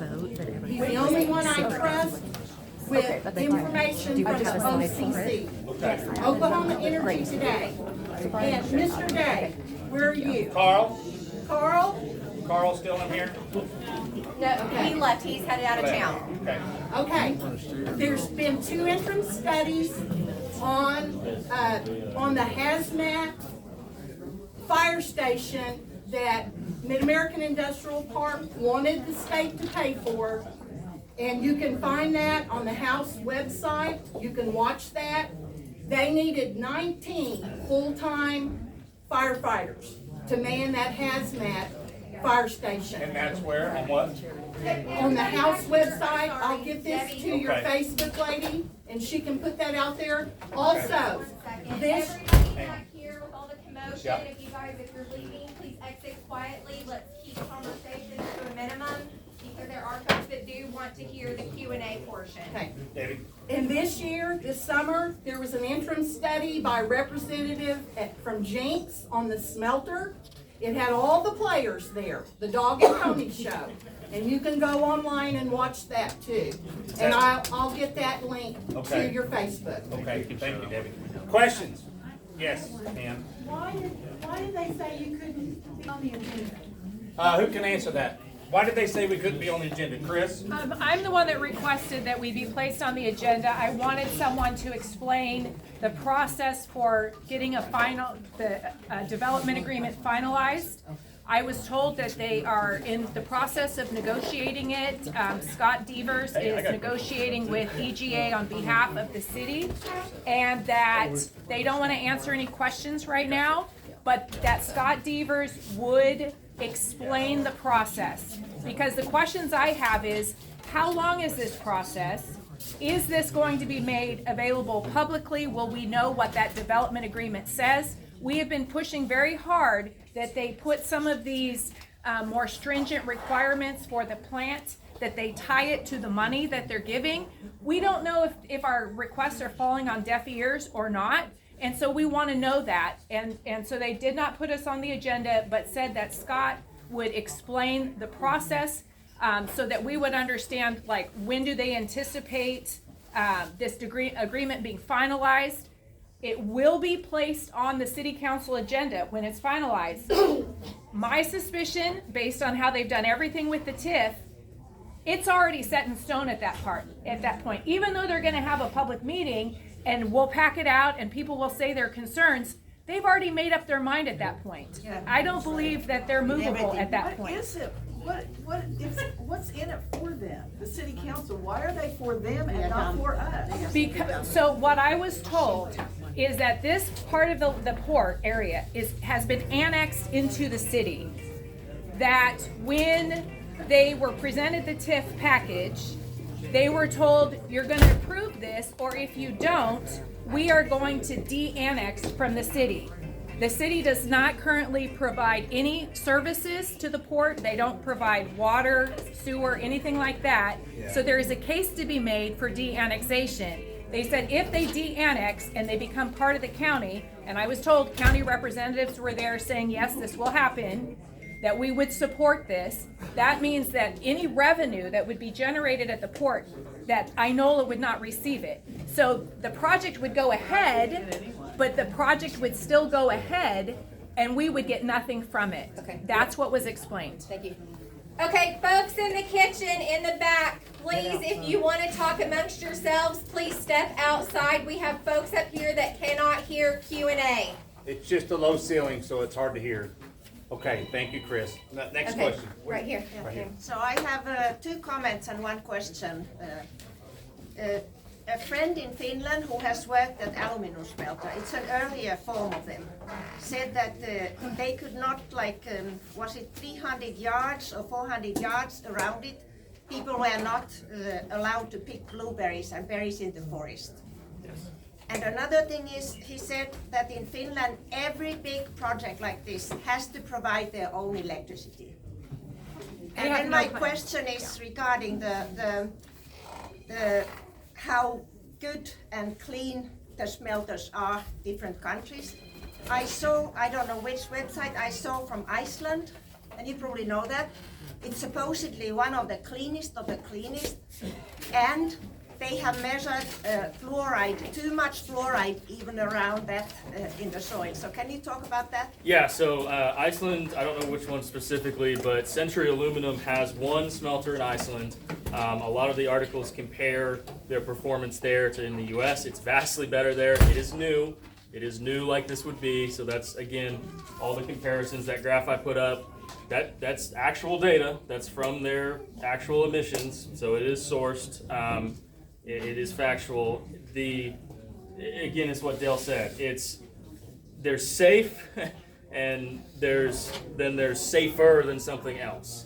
I don't have enough to tell you that, the Norway one is perfectly fine, like you're saying. You could definitely still see impacts depending on how close you are, depending on a lot of factors that can change.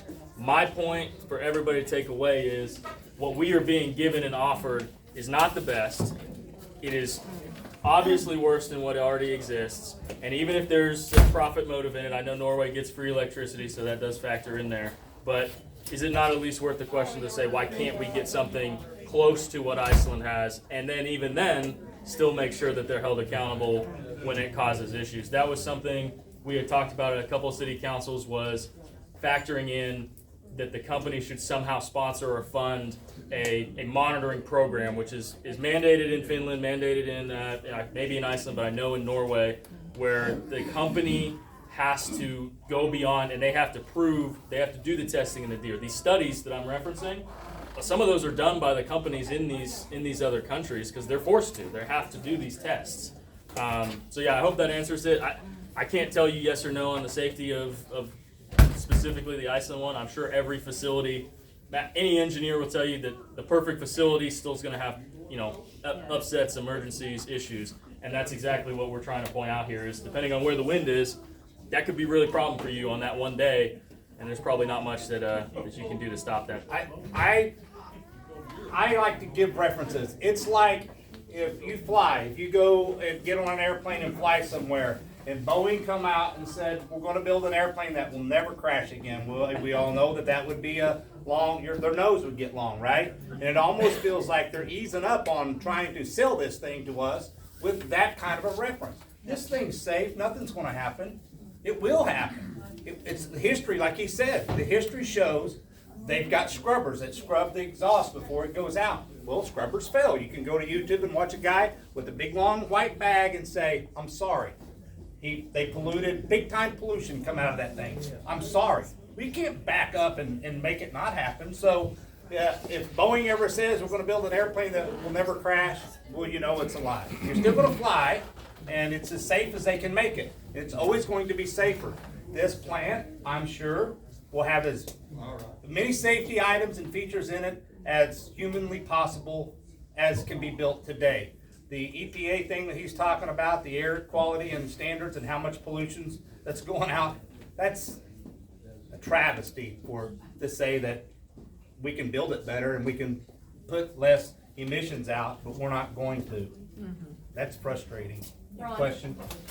Yeah, I just want to clarify something because I think it's important to present facts on both sides of the argument. There was a question raised of how will this affect our schools and how will the taxes raised help us? Well, here's something that I just realized. According to a memorandum of understanding that Governor Stitt signed in April, I mentioned the $275 million in tax incentives that are being given, but here's another one.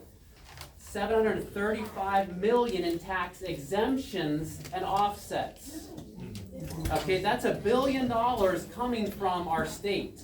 That's $1 billion, I mean, incrementally speaking, coming from our schools and other public works.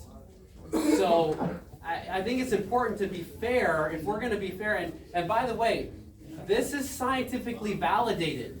We don't have to find a body to realize there's been a murder. That's right. Okay?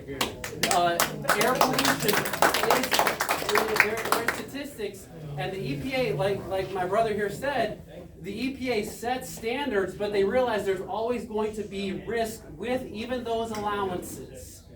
And this is a very generous allowance that obviously they have here that can still cause health problems.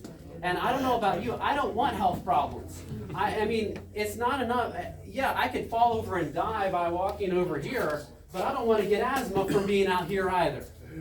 So it's not just that we need to look for people who have died because of exposure to this. And by the way, there are probably hundreds of thousands who have been affected in these areas that you never even hear about. So it's important to have all of our facts straight, and I don't want your zeal to abate. I want to challenge you again to go and to reach out to 15 of your friends and tell them to reach out to 15 of your friends. And I hope there's more resources coming that you can refer. You can send some of this out. But I think that this is a really important thing. This is the possibly the biggest polluter and the biggest user of our valuable resource of energy and our natural gas here. Do we really want this to happen? Do we really want to subsidize it with almost $1 billion? It just doesn't make sense to me. Well, and I want to add one other fact. He's talking about $1 billion from Oklahoma. The Department of Energy has also given them a $500 million grant. So now we're looking at $1.5 billion. So I think it's important. All those things are adding up. We're gonna get, where's Janet? Janet, and then we'll come over here. Okay, I've lived here 57 years. I'm on the direct east side of the Lock Dam Road. My family's land adjoins the port limit. We had an ag lease with PSO for 40 years that they just cut us off from. I know I've walked clear down to the barge slip. I know every inch of that property. My concern is the location based on what happened last night. When you hear Coweta and Broken Arrow from Travis Meyer, you better be getting somewhere. And it cuts a direct path. We all know where that path is. And it would have been right on top of that location. This is the wrong location. Okay? It's the wrong place. And we lost a lot with a 100-mile-an-hour wind. And last night, God protected us. I was in the storm shelter, my wife and I, and our neighbors. It's wrong. It's the wrong place. Thank you, Janet. Yes, sir. Thomas, you and I talked a little bit earlier. I know the water study hasn't come out yet. We've been talking about air quality, but I want everybody to understand, please correct me if I'm wrong. Just because it's up in the air, when we get rain like we did last night, that particulate matter, the fluorides, all that goes down into the soils. They are long-lasting chemicals. They don't go away quick. They're going to be there for a long time. They're going to eventually wash down, possibly into groundwater. Yeah. And anybody that has a well, you're going to be affected. Tim, can you tell them your name and your background? My name's Tim Allen. I've taught environmental science for 15 years. I worked on my master's in environmental science at Oklahoma State University. My area was in limnology or water. So I don't know what type of hydrology studies they've done to look at how the water movement is going to be affected. Cyanide For those of you that are familiar with things like rat poison, cyanide is one of the major constituents of the Pot linings. leftovers when they go back in and redo part of this. If they do the piles there before they move it, if there's any rain, if you're familiar at all with Tar Creek, that's what's happened up there. Eventually, over the years, the rain washed all those chemicals down into the soils. They went to Tar Creek and they literally dug up everybody's yard, moved that soil off. Because of the chemicals that were in it, they brought in new soil, and even that soil became contaminated. That's why picture basically is a ghost town now. Yep, I drove through that earlier this morning. It is I still a don't know ghost how town. long chemicals will be there, I don't know. Again, the water studies haven't come out yet. That's something we need to look at to see how long the movement of the water in this area, groundwater is. Yeah, and that's definitely, so, like I said, a lot of what we present is based on the air permit, and like we mentioned, we are trying to give you guys factual pieces of data that we have. I didn't speculate too much on the water side simply because we don't have that data. If somebody has it, we're gonna look at it, we'll present it to you guys, bring it as soon as we get that information and get that out. Focused a lot on the air, but the water is exactly like you said, that they're intermixed.